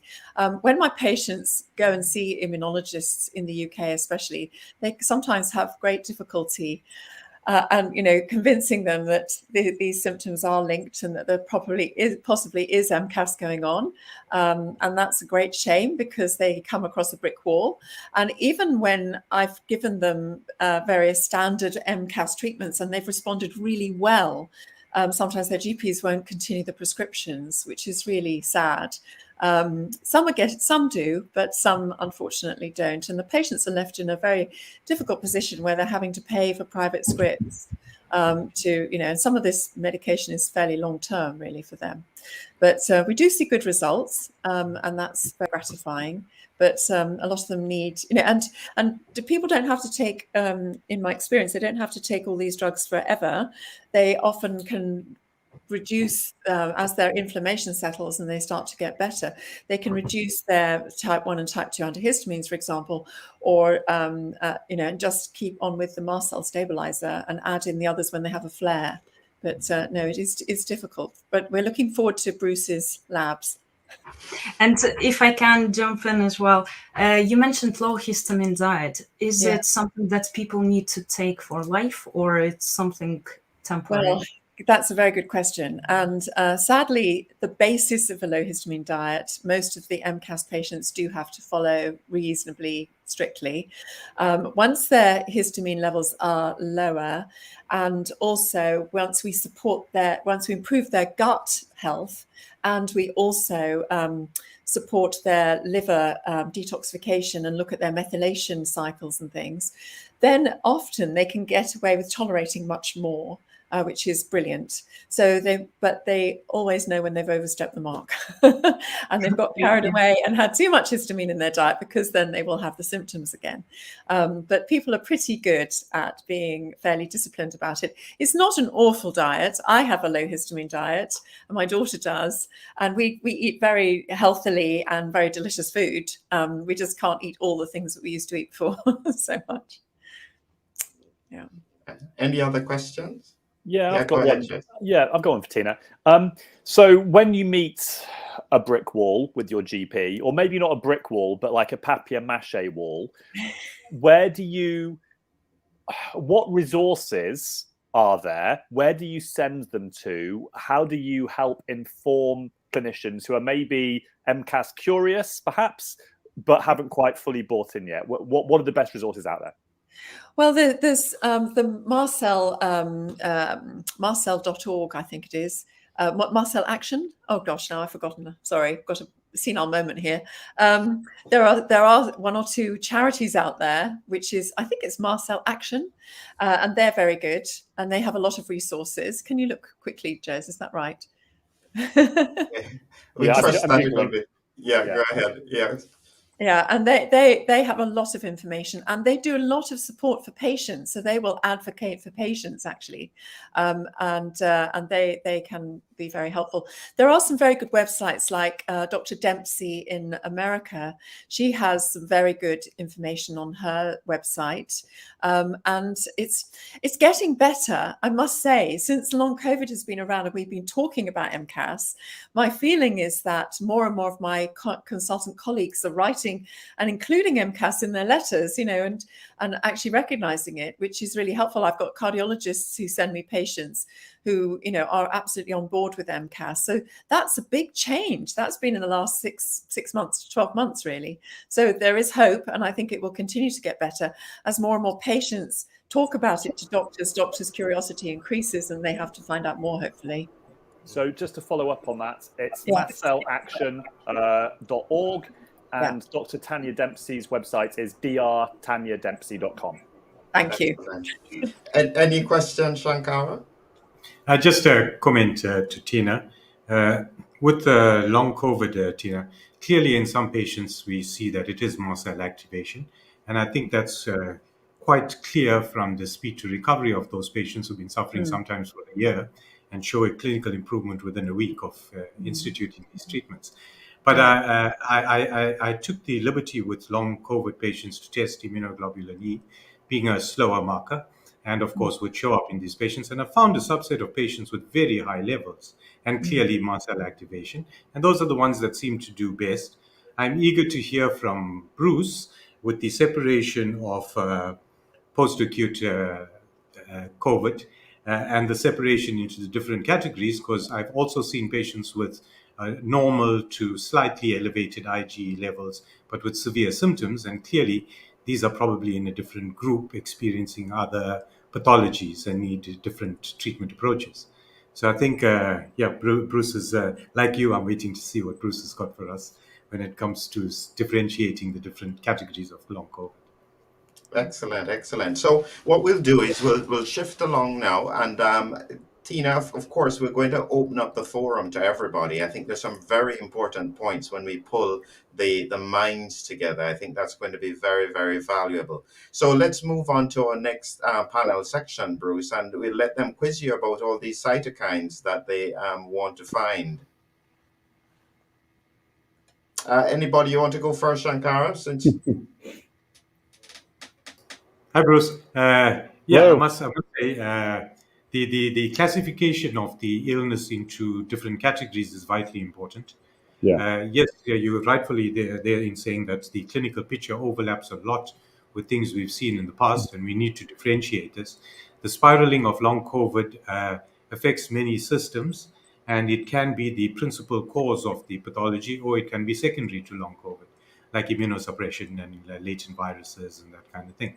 So I hope that we can figure out a set of markers where we can differentiate the patients into different categories, simple tests that could basically show the different categories and dictate the different treatment interventions, so that we're not scratching our heads and trying different things and not sure what actually worked. So yeah, I think the work you're doing is vitally important. I must actually thank you for that.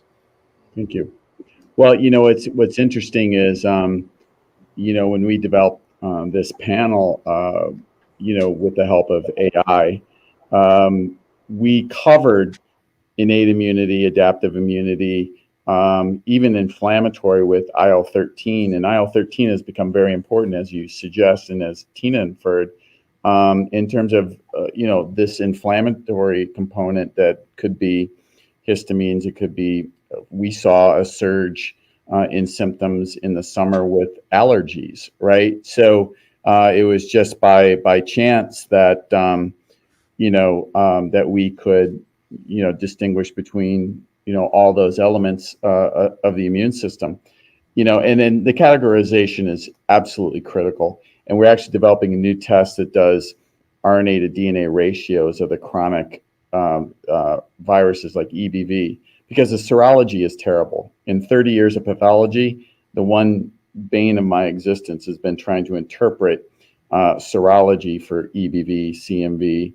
85% of people have herpes simplex antibodies. So it's very difficult to say who's truly reactivating and who's not. But I'll tell you, I've had 20, 30 patients who have something between ME/CFS and long COVID, which I give Valtrex in addition to Maraviroc and statins, and suppress their EBV, and they respond remarkably.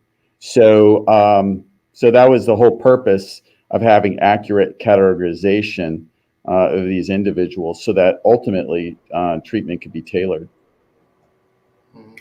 I think sometimes we see subclinical presentations.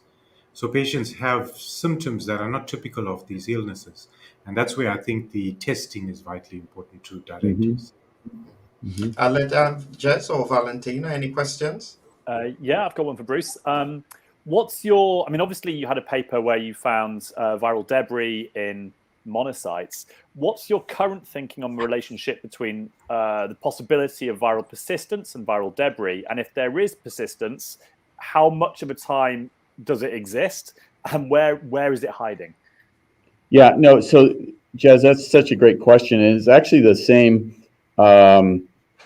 debate that's been going on in Lyme for decades. Is the bug still there or remnants of the bug? There's great literature that we've cited in our publications that show that these monocytes carry the cell wall of Borrelia and Bartonella, the bugs that cause Lyme, in the absence of the bug. And that's the new kind of discovery, the new, I think, focus in immunology that we've kind of brought to the attention of long COVID, is that you may not need viral replication. And in fact, we went to great pains to sequence the whole genome in those monocytes. And yes, we found RNA at 15 months. That's no surprise, but they're pieces and fragments, and they can't come together to form a new virion, okay?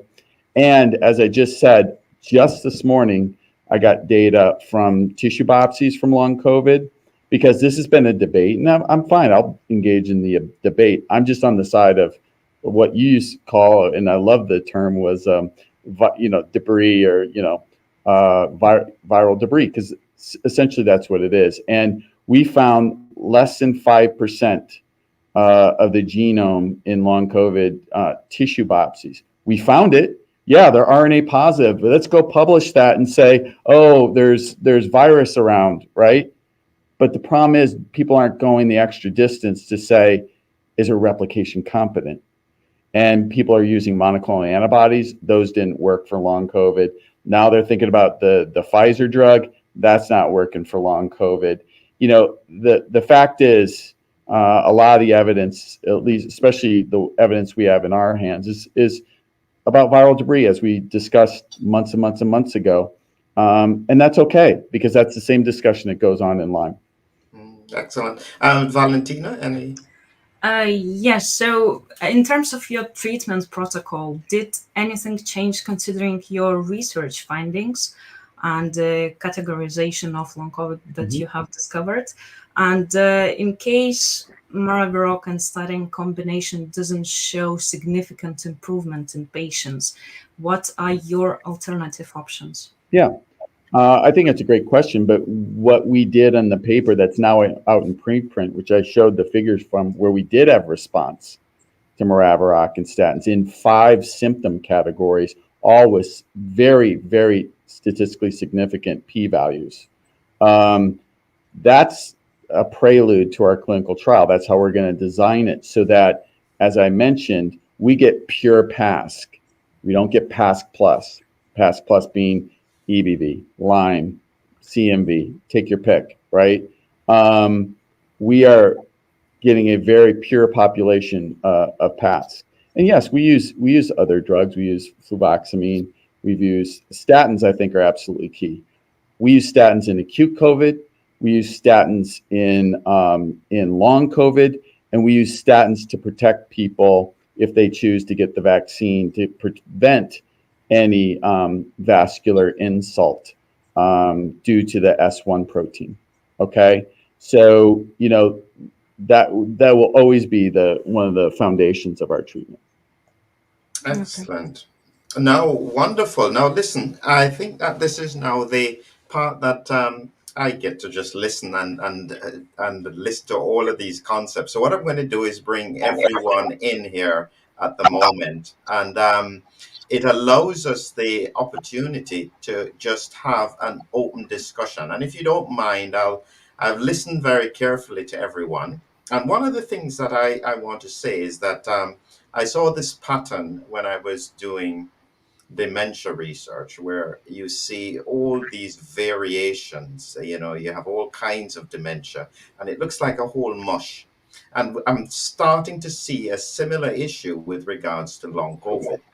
And my challenge is that I believe that if we don't find the way that every single piece of this connects, the neurology, the histamine, the clotting, the cytokines, every piece needs to connect in one complete theory in order for us to really make big progress with regards to COVID-19.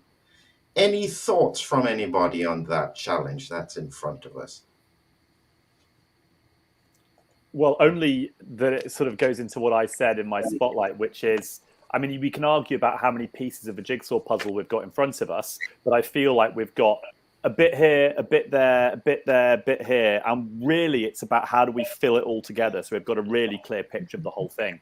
Now, I don't know how many pieces of that jigsaw puzzle some of our speakers think we have, whether it's 50 or 500 out of the thousands. I'd be interested to hear how close some of our speakers think we are to actually filling that whole picture together, so that we really do have a sort of a theory of everything for what's going on. Well, any thoughts from me? Go ahead, Bruce. Yeah, I really appreciate those thoughts. I mean, Gez, that really puts it into context. But how many diseases do we have all the jigsaw put together? If you look at any disease, lupus always comes to mind for me. When I started out in autoimmunity before I got into virology, and it's still not completely understood. And one of the reasons we're pushing proteomics is because everybody's used genomics to look into tissues to see if these autoimmune diseases are due to some infection.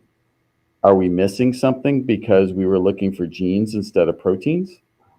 That's why we're pushing proteomics. But the fact is, back to the diseases, there's still some that have been around forever where I don't think we have every piece of the puzzle.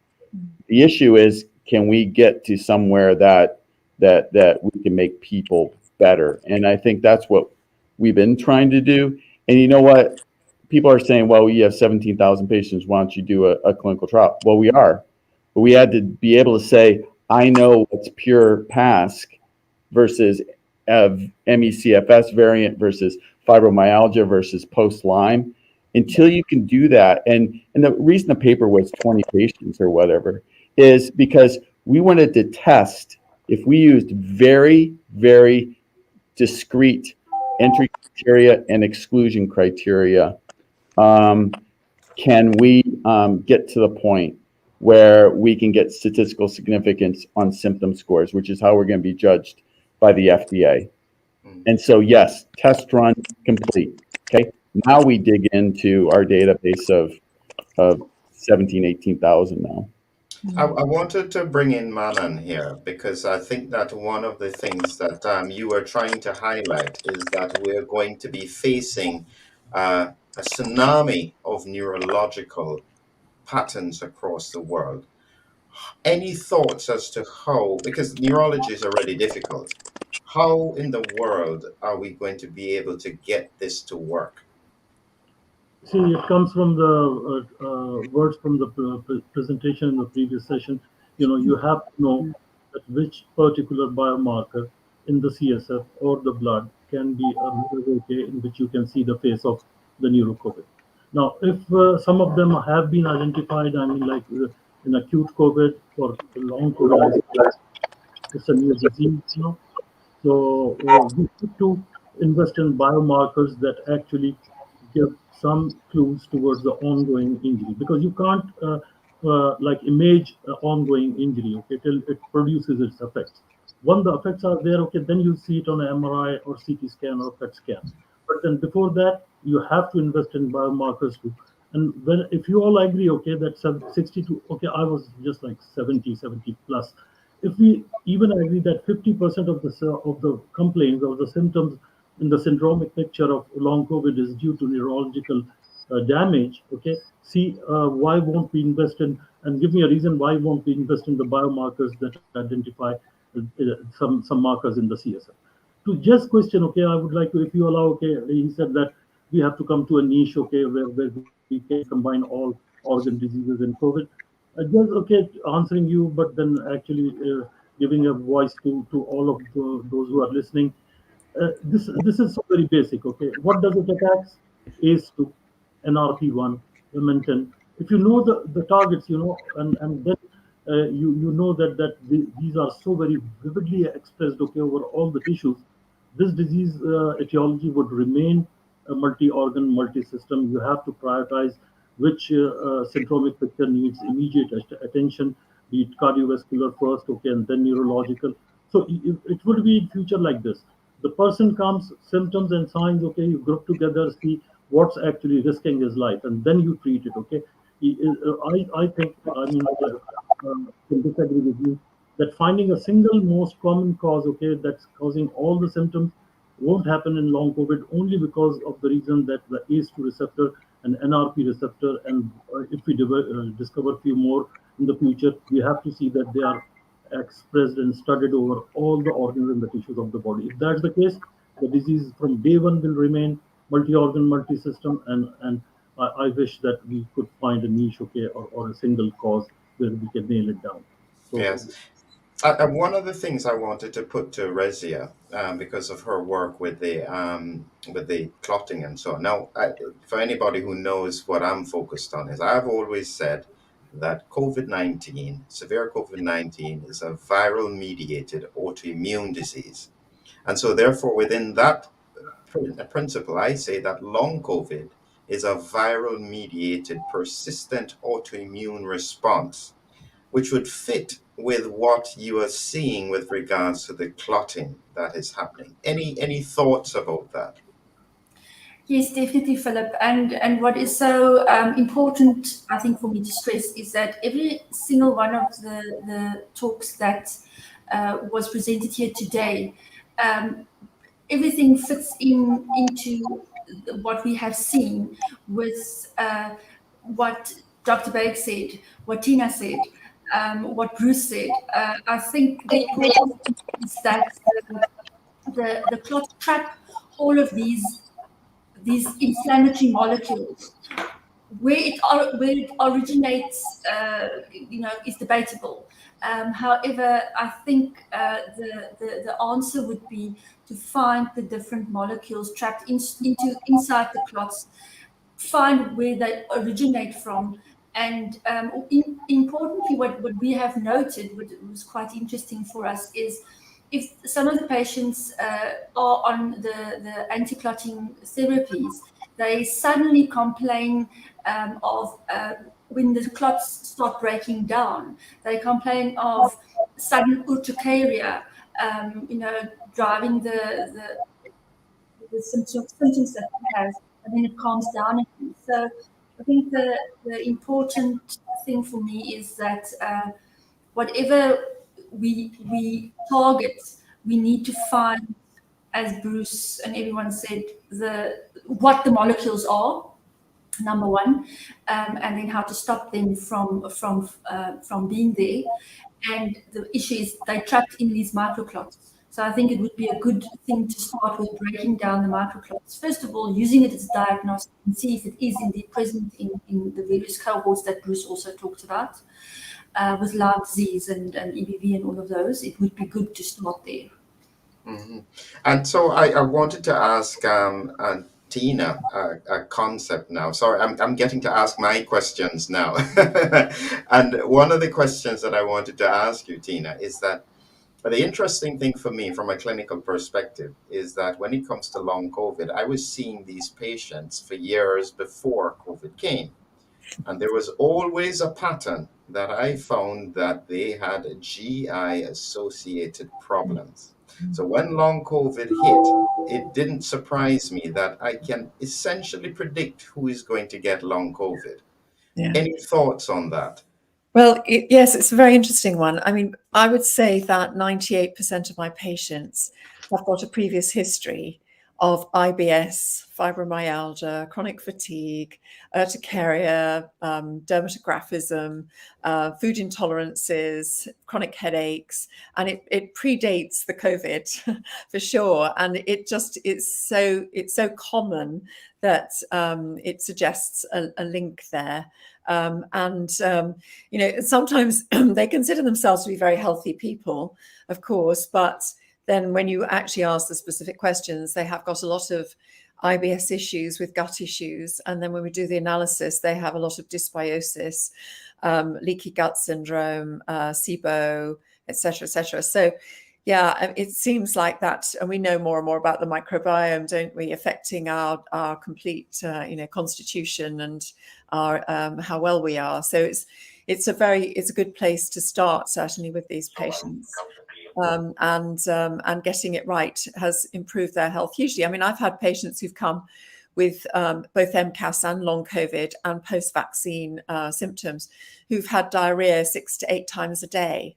And been absolutely incapacitated by it, and you give them famotidine, and sometimes that stops within 24 hours, which is, incredibly impressive. I'd love to know more about Bruce's paper and how we can drill down, because I feel like I have been working a little bit in the dark, doing the best I can with what information I've got, which isn't very much. And having some specific tests that we can look at and see the links with the different groups, and therefore the right way to treat them is fantastic. That'd be such a gift for us, really, absolutely amazing. So when are you going to open in England?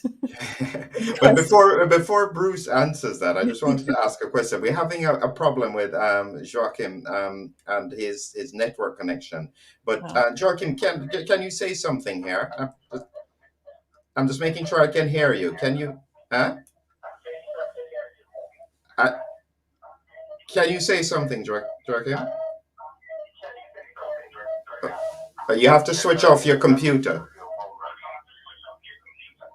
Right. I'll pause. I'll bring him back. So you go ahead with that, Bruce. You answer that question. When can we get the targeting to be able to know specifically what we're dealing with? Mm-hmm. Well, it's a great question because we, in addition to the preprint of the treatment paper that's already out for peer review, we're sending in tomorrow the paper on the the cytokine hub categorization of these 4 conditions that seemingly overlap in symptoms, and I think that's going to be critical in terms of treatment and how we're looking at response to treatment. In other words, if you took all 4 of these categories and you put them into a clinical trial and you didn't know the difference between which one, I guarantee that's a quick way to fail a clinical trial or not be able to provide the appropriate placebo group. So, yeah, people can say, well, it's taken IncellDx and Patterson a long time to get a clinical trial. That's because we've been trying to work on this so that when we do a clinical trial, we know exactly what the placebo group should be, and we're going to know exactly what the entry and exclusion criteria are going to be. Now, we may do 4 clinical trials. We may do post-Lyme, ME/CFS, fibromyalgia, and long COVID. In fact, a lot of the Lyme associations are trying to get us to go Lyme first. I mean, that's how critical this is in defining, this vascular inflammation, which I think is common to all of these. And but the bottom line is we need that classification scheme. And you know what? We're trying to expand our testing, worldwide as quickly as possible. There's been hiccups, obviously, because we've tried to go too fast and we haven't been organized well enough. But I think we're getting there. We're expanding as quickly as possible, and we'll be able to provide this classification scheme for everyone who sees these patients. And the great overlap, I think, the ME/CFS and the post-Lyme people are starting to get recognized because they're saying, hey, I have these symptoms. Do I have by the way, I also had COVID. Do I have long COVID? And, I've been testing negative. And the response is, no, you never had COVID, but it's your Lyme or your post-treatment Lyme disease or PTLD. So it is absolutely critical as we go forward before we even embark on expensive clinical trials that we know what we're dealing with. And I think at the end of that, we'll see success.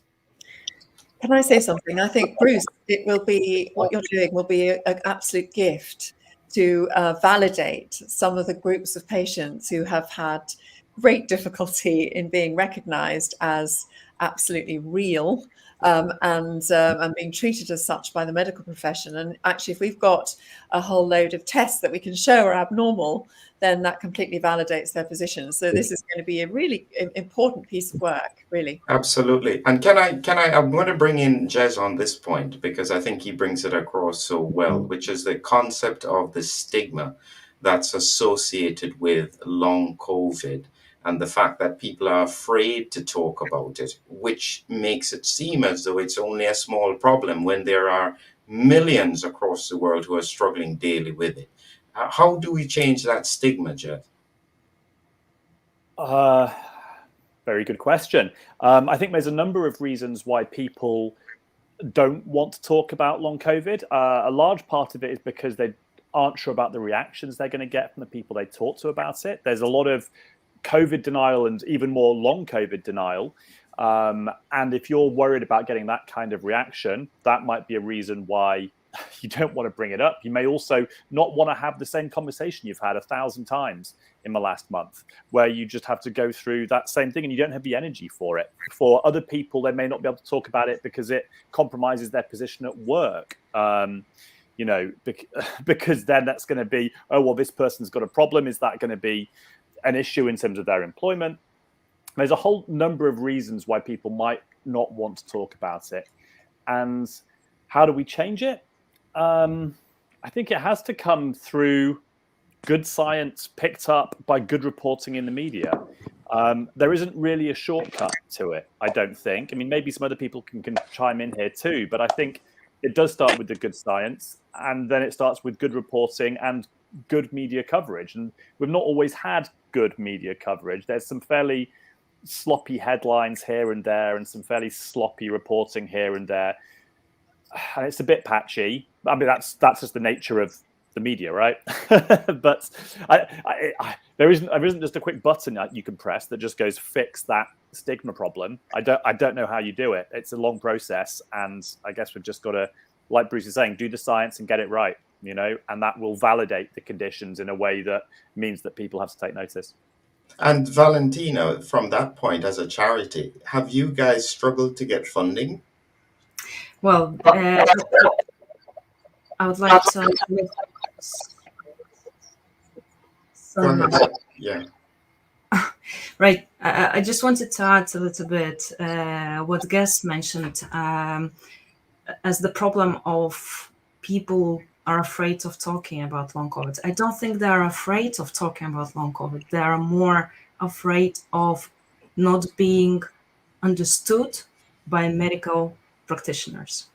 And what we hear is that due to limited protocols available at the GP level, the long COVID condition is not considered seriously. We know that there is media coverage. It's improved a bit 2 years on, but we didn't improve in terms of medical acceptance of long COVID. And I don't think we still have clear protocols developed among medical community. And we know that people are being psychologized, and this is serious. This is easy to say that people are having got issues and long COVID is all in your head, and not treat them, rather than spend time and self-educate yourself. As a real medical practitioners, I believe every medical practitioner should do their own research, invest time into novel techniques, novel solutions, novel methods of diagnosis, and help these people, not basically putting everything on their psychologists. I mean, they're not getting treatment. Obviously, people suffering over a year would be anxious, would be unhappy, would be in a position that they're being said that you need to take antidepressants rather than proper treatment and diagnostics. And this is what we are seeing. And we had a preprint on the similar subject where we have identified large percentage of people being psychologized. And this is a serious problem. So from my perspective, I mean, as a charity, we want every one of you to collaborate, not being isolated in their own pathways, and bring this force together. You have labs, you have knowledge in a particular area. And when we talk about long COVID, we talk about it as a web of long COVID. There are multiple pathways, and each of you have your own expertise. And I think the crucial part is here to start collaboration, to start large-scale trials to show that these treatments work and that you have identified solutions.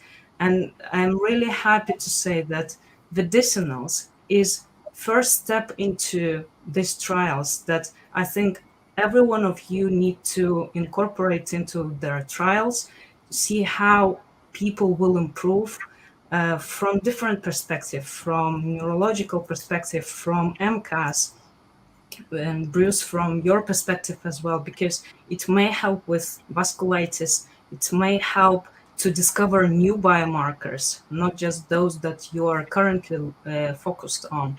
So from charity's perspective and my own wish, I wish all of you would jointly put something together that people would benefit and not just being psychologist. I really feel sorry for every sufferer. Thank you. I'm getting a chance. Joachim, you've been having some internet connection problems, and Valentina had just mentioned about Vedicinals and the fact that you guys are actually trying to do trials and so on. How difficult is it to get the support that's required? You're muted at the moment, I think. Yeah, excuse my bad internet connections today. It's a network problem. Maybe the Russians, I don't know. So, but what I wanted to say, it's not so much a question of difficulties. It is a question of expertise, and it's a question of constantly also at the moment adjusting some of the biomarkers that we also think come into play. There is a huge sum of research and amount of research that we have come up with, even going into other enzymes, going into other clotting factors, looking at red blood cell plasticity, looking at, for example, highly oxygenated blood in the venous regions. That means the oxygen cannot be delivered. There must be other problems. So the amount of open questions and research initiatives we need and coordination is still mind-boggling. I think that especially what Dr. Bruce Patterson has done is amazing, really good work to classify and to really bring this now to a precision kind of analytic and diagnostic approach. But I think that we are still struggling to find the main valves in the whole system. And it's probably not going to be one or two, it's going to be several. And another remark from my side was, of course, also that if you look at pure PASC and you exclude Lyme, EBV, other reactivations and comorbidities and so on, that is, of course, good from the scientific point of view to see what is really playing into past. Oh, we've lost Joachim again. He'll probably come back. But we're going to formally close in 5 minutes, but we'll continue to talk afterwards if people are interested, because there's so many points that can come out if anybody can stay. But Shankara specifically, what I wanted to ask you is that from the perspective of lower income countries who may not have access to quite a lot of these things, what is your perspective in terms of what can be done? Because, a lot of these blood tests are expensive. We know what it's like in the third world. We can't afford to be left behind in that sense. Any thoughts? Yeah, I think, Philip, there is hope. When we look at the diversity of what we see, we know basically the systems that are influenced during the acute phase of COVID: respiratory, gastrointestinal, neurological, your circulatory system. And we have a reasonable understanding of how these are afflicted. And what we see is that the lack of early treatment is what allows these to spiral out of control in different directions. And the longer you leave it, the diversity of symptoms presenting with long COVID becomes more vast and more difficult to actually predict and bring back to the root of the problem. So I think two things need to get done. We need to be able, through Bruce's work, to actually differentiate the different types of long COVID so we know what we're treating. But I think secondly, we need to accept that this syndrome does exist so that as medical practitioners, we can diagnose it a lot earlier and treat it a lot earlier, which will make treatment a lot more successful. So the ostracization of patients, people being thought of as being psychotic because of long COVID is absolutely no go. I think 15% of patients with a medical condition actually present to the doctor. The other 85% spontaneously heal or try other things. So when a patient comes to a doctor and says something's wrong, they're one of that 15%, and something is definitely wrong. So if we can't diagnose it, we need to admit that we don't know, rather than say nothing's wrong. And so we need to accept long COVID as a condition, start to classify it, clarify it, and then we'll be on our way to treating it, because this is going to rear its head again in vaccine side effects with patients exposed to the same spike protein. Yeah, so I think that what we'll do now is that I'm going to formally close, and just for people who are listening, this is such a rare opportunity to get all these experts together bounce ideas around, that we'll continue talking for as long as they can handle it, and whoever has to jump off can jump off at any point. So just to say, we're going to formally play that outro, but you guys just stay on the line, and we're going to keep on going with that. So thank you to everyone who have been with us so far. Please continue to stay with us if you would like to hear more discussions. And we'll certainly be continuing this discussion for the next few minutes, hopefully, as long as people can tolerate it. So thank you again, and look out for some other interesting presentations, conferences, and interviews. Have a great evening.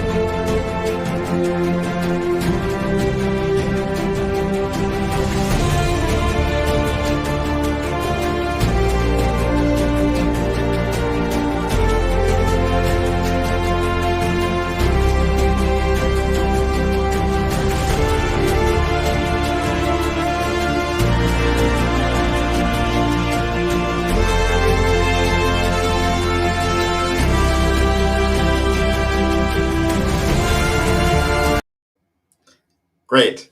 That was enough there. So thank you very much. Okay, guys. Now, this is some heavyweight stuff in a sense that we have to chat about. Joachim, I hope your internet connection can survive. Now, one of the things that I'm focused on, as I said before, is that I think that it's absolutely critical that we have a unifying theory that is able to tie all these pieces together. And without that, I think that we will find that long COVID will become chronic fatigue syndrome. And I think that chronic fatigue syndrome is a failure of medicine to find solutions. It's not that this is what it is, it's that we have not looked hard enough, and we have not been able to get all the right things in place. So we can't afford to do that with regards to long COVID. How can that be changed? Well, I think chronic fatigue is a good example. I mean, when I was at Stanford, it was all about CMV and, treating chronic fatigue. I mean, cytomegalovirus. Before that was EBV. And the fact is, no one's really looked, at the proteome in chronic fatigue, and there may even be subpopulations of subpopulations within chronic fatigue. And again, I think it all goes back to physicians focusing too much on symptoms and treating symptoms and not treating causes. And I think we started in terms of treating causes and looking for the causes. And I think that's absolutely critical, because we're just chasing our tail if we're going to treat symptoms, or for a lot of the autoimmune, just put on immunosuppressives instead of maybe immune modulators. I mean, I kind of back to Gez's comment about puzzle pieces. I don't think we have a lot of puzzle pieces for a lot of this stuff, and I think we have to look in different ways, because certainly the genome, solely looking at things genomically, and not from other perspectives, biochemistry, nutrition, proteome, microbiome. I mean, I think we're back to the starting line with a lot of this, but I think it's because we've gained this perspective in long COVID that this is really, really complicated. In 30 years of pathology, COVID is one of the most complicated things I've ever seen. I mean, HIV is starting to look simple after spending 20 years in that and looking at COVID now. May I make a comment on that? Because I'm not in your industry and I'm kind of like a ricochet rogue entry into this whole field. And so you're talking symptoms, many other doctors talk symptoms, then you have the in between, like more description of the condition with the underlying markers that you can find. And then from there on, we will kind of have to look into the more nitty-gritty details like Dr. Mannan is showing and Professor Pretorius, which are then more the real nitty-gritty molecular biological pathways. So if I can offer that, we have gone through 24/7 extensive research into all these nitty-gritty little details, looking at all the co-infections, looking at the biome, looking at where the gut-brain axis, looking at all kinds of pretty low reported even things, and we included them in the research. So I can share my presentation with all of you and you have a look at it, and maybe it is helpful for you just looking at all the biomarkers and all the different descriptions of pathways that can come into play to one more time reevaluate, because we have another problem that will be also an ongoing mid to long-term damage that is also occurring. Now we see that amyloid plaque deposition aggregation, we see a lot of prion-like domains on the spike protein. We see a lot of all the autoimmune damages happening, metabolic disorders, and not even to talk about the immunodeficiency that what you were rightfully describing. So to prevent, and you have then the epigenetic settings. That means the BRCA1, P53 being methylated, and all of these things will play out in the long term to play into probably also cancer, same as it has with EBV. So our idea is to provide everybody with a let's say a baseline nutraceutical intervention that is possible, that can help in all these factors where it's dysregulated or needs correction to do something useful. And then on top of that, I'm working now on the SIRT1 pathways. Like we learned a lot from the anti-aging kind of longevity research from Dr. Sinclair from Harvard. And so we are looking at identifying more and more molecules that can be given in combination to help bring that already in the right direction as a help to you guys, to all the medics and doctors and to all the scientists that go in let's say in the more conventional way of treating. We are not treating, we are helping the body to rebalance. So if you're interested, we can I can share my slides with you, have a look at it, and maybe you find some pathways where you say, oh, that's interesting. I don't know if you ever heard of the snake venom enzyme that is upregulated in COVID very high. SPLA2, and Professor Pretorius might know that, and that can also lead to a lot of clotting, and if that is around, needs to be addressed. So the list of things that we don't know yet and that might play a role is much, much larger than the list what we. And my plea to all of you would be, can we get some doctors that can look at patients with or without our nutraceutical intervention, it doesn't matter, but to look at, again, one more time, throw out the net a little bit further and see if we catch some more, let's say, really represented biomarkers, blood serum markers that can help us to understand this disease better. I think your panel is fine. I ran all our molecules against your panel to see if they can help, and now we want to see in real time how that goes. So for example, if I would say we have 20, 30 patients in the US, can we collaborate and look at with your panel, at least at what we can find there? And maybe can we add some other markers that also Dr. Shankara has been discussing with me, and also the group around Valentina, that we add some more markers that we deem interesting. Would that be a suggestion, so that we all start collaborating closer? That's very appreciated. From our sorry, please, Dr. Bruce, please go. Help. We have 1,000 new patients register every 2 weeks. So our access to patients is enormous, and would love to implement some modalities that are complementary and maybe address some of the things that we haven't been looking for. So, yeah, we're. I would be very excited to do that. So, I think once I am able to step back and look at, have we shared all the presentations from today? Is there a way to share all those amongst ourselves? I personally haven't put anything that I haven't published, so I'm willing to share mine. Yeah, I was saying that I've got everything on email, and so I can share that out to everybody, assuming everybody's happy for me to share it with everybody, with all the speakers. I think that would be very, very valuable for people to look at the different approaches and the different thinking Mhm.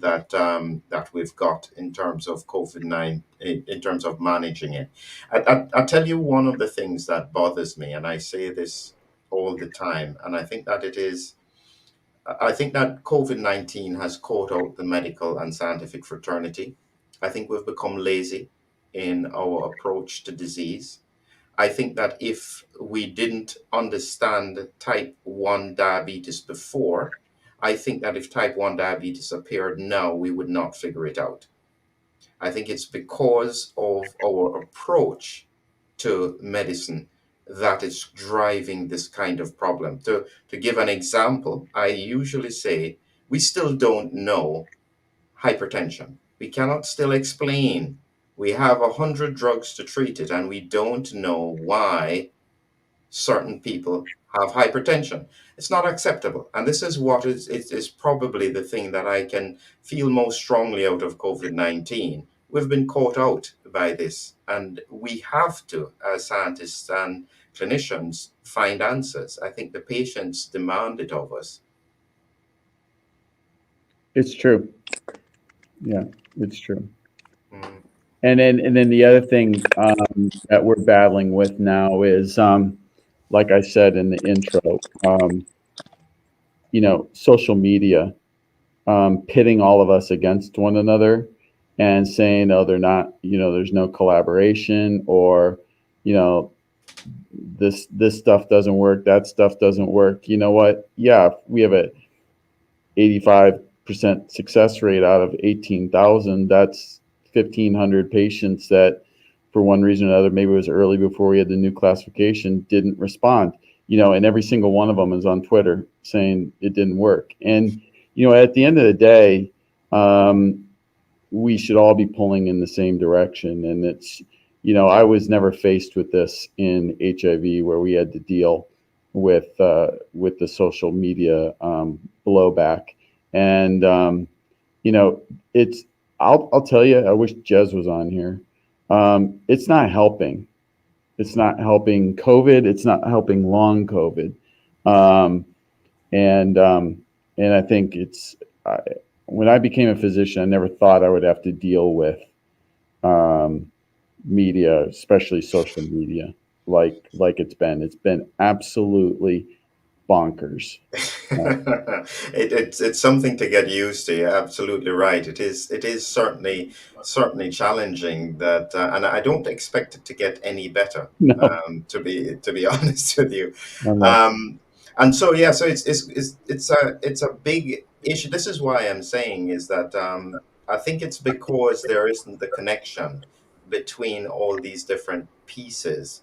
Yeah. This is what patients are feeling. I guess a good person to ask on this is Valentina. Sorry to put you on the spot, Valentina, but you know exactly what we're talking about. Well, I can tell that media works in both directions. In our case, we got to know thousands of people through media channels, and we know that they suffer. Without media channels, we wouldn't know them, because clinics wouldn't accept them, and there was no place for them to get involved and find people alike and share their experiences. So with this regard, I think media works really well in supporting people. and connecting them to the right channels and getting to read more. Because as patients, for example, I don't think 5 years ago people read so many research papers. Now with this condition, I think people become smarter. They're able to self-educate. They are able to identify some critical issues in research and bring these challenges on a table and discuss it, which is great, I think, because they're no longer isolated and focused on what doctors said. And we know that not all doctors are quite well educated in one or another condition. So this is why I said all doctors need to be in hand with the research findings, be up to date with research, and get to know the disease quickly, not from social media, but they must follow research and do research. Otherwise, people will be educating doctors. So that's where we are heading, actually. That's the problem. From doctor's perspective, I don't know. I can't make comments how social media works, but as a charity, I can clearly say that we are able to drive research faster using social media and social sciences. And I think this works well for us, and I'm happy that I managed to connect to all of you through social media, and I managed to connect with people who suffer and help them answer questions that are relevant to their symptoms, as I say, because not all doctors are able to answer these questions and find the pieces of this puzzle and help them. So media works for us, and as I said, I can't comment from doctor's perspective and personally from what you do and what issues are raised against. But we need to support these people on media, because this is the only place where they find support. And Mannan, in terms of Pakistan, how bad is the problem? Because Pakistan didn't actually suffer too badly with COVID. Is the long COVID not so much an issue? Oh, you're muted at the moment, Mannan. Okay, so that's correct. I mean, like, since we did have a lot of COVID patients, so the fraction that drive from them, okay, belonging to the subcategory of long COVID are not much. And then I wish help to everybody, but then that actually hampers your attempts to go for trials in patients, which I'm not doing with my international collaborators, or I would love to do it with any one of you or all of you here. But then basic sciences research is what I was focused on and my peers were. So we are thinking of making a group. Now we have got 16 patients, but then the wave is too slow. And it's good, okay. I mean, like, I always think on the side of the patients that if not much are affected, okay, that's a blessing in itself. But having said that, the thing is, there is a piece of confusion like everywhere else, in a home, okay, if a person after 3 weeks or in 3 months keeps on complaining, they actually, not only the social media, not only other places in the media, in the home, okay, I see guys have told me that my parents, okay, sometimes relatives start saying, what's this? Okay, I'm coming out of it. Okay, you come out of it. I mean, give me a break here. If he or she could have come out of it, okay, why he or she would be complaining in the first place? That's happening in many places, okay, many homes and many, groups. So they are worried. I mean, they just text me through, and Valentina was so right. Okay, if we didn't have Twitter or Facebook, I wouldn't have heard them, because they are very sometimes reluctant to discuss when they see that, okay, somebody cares, okay, and he's actually for, or she's actually for, there for them to listen at least, okay, they would share. I've got now 16 patients. I mean, like, those 16 are saying we know 3 more, So yeah, the wave is less, and that's good news, okay, from the point of view that, yeah, much patients are not affected. But on long COVID trials of drugs and discovery, we are open to collaborate with all of you guys. Okay, Bruce and Joachim, and Valentina already has me on the board. So just like feel free. I mean, like on any aspect of bioinformatics, Dr. Shankara, you feel my inputs would be important. Let's shake hands. Like Joachim was saying, that's a very much needed thing. Though this is a talk, okay, public talk, we came here, but it also provides us an opportunity to keep on collaborating with each other, okay, in the future. Yes, yes, yes. I think it's probably about time for us to wrap up. This has been a tremendous discussion, and one that I think has opened eyes. We've still had the pleasure. I think 140 people are still sitting with us and watching this, but I think it's probably time for us to wrap up at the moment. So thank you all very much for being part of this this Congress, and I hope that as we make progress, we can all get together again and hopefully be giving much clearer answers to everyone. Bruce, you're a critical piece of that puzzle. Joachim, we hope you continue to develop those treatments that will help and support everyone. And we all look forward to working together in the future. So thank you all very much and have a great evening. Thank you. Nice Thank you. to meet you. Okay. Thank Thanks, you. guys. Take care. Thank you. Good Great. night. Bye.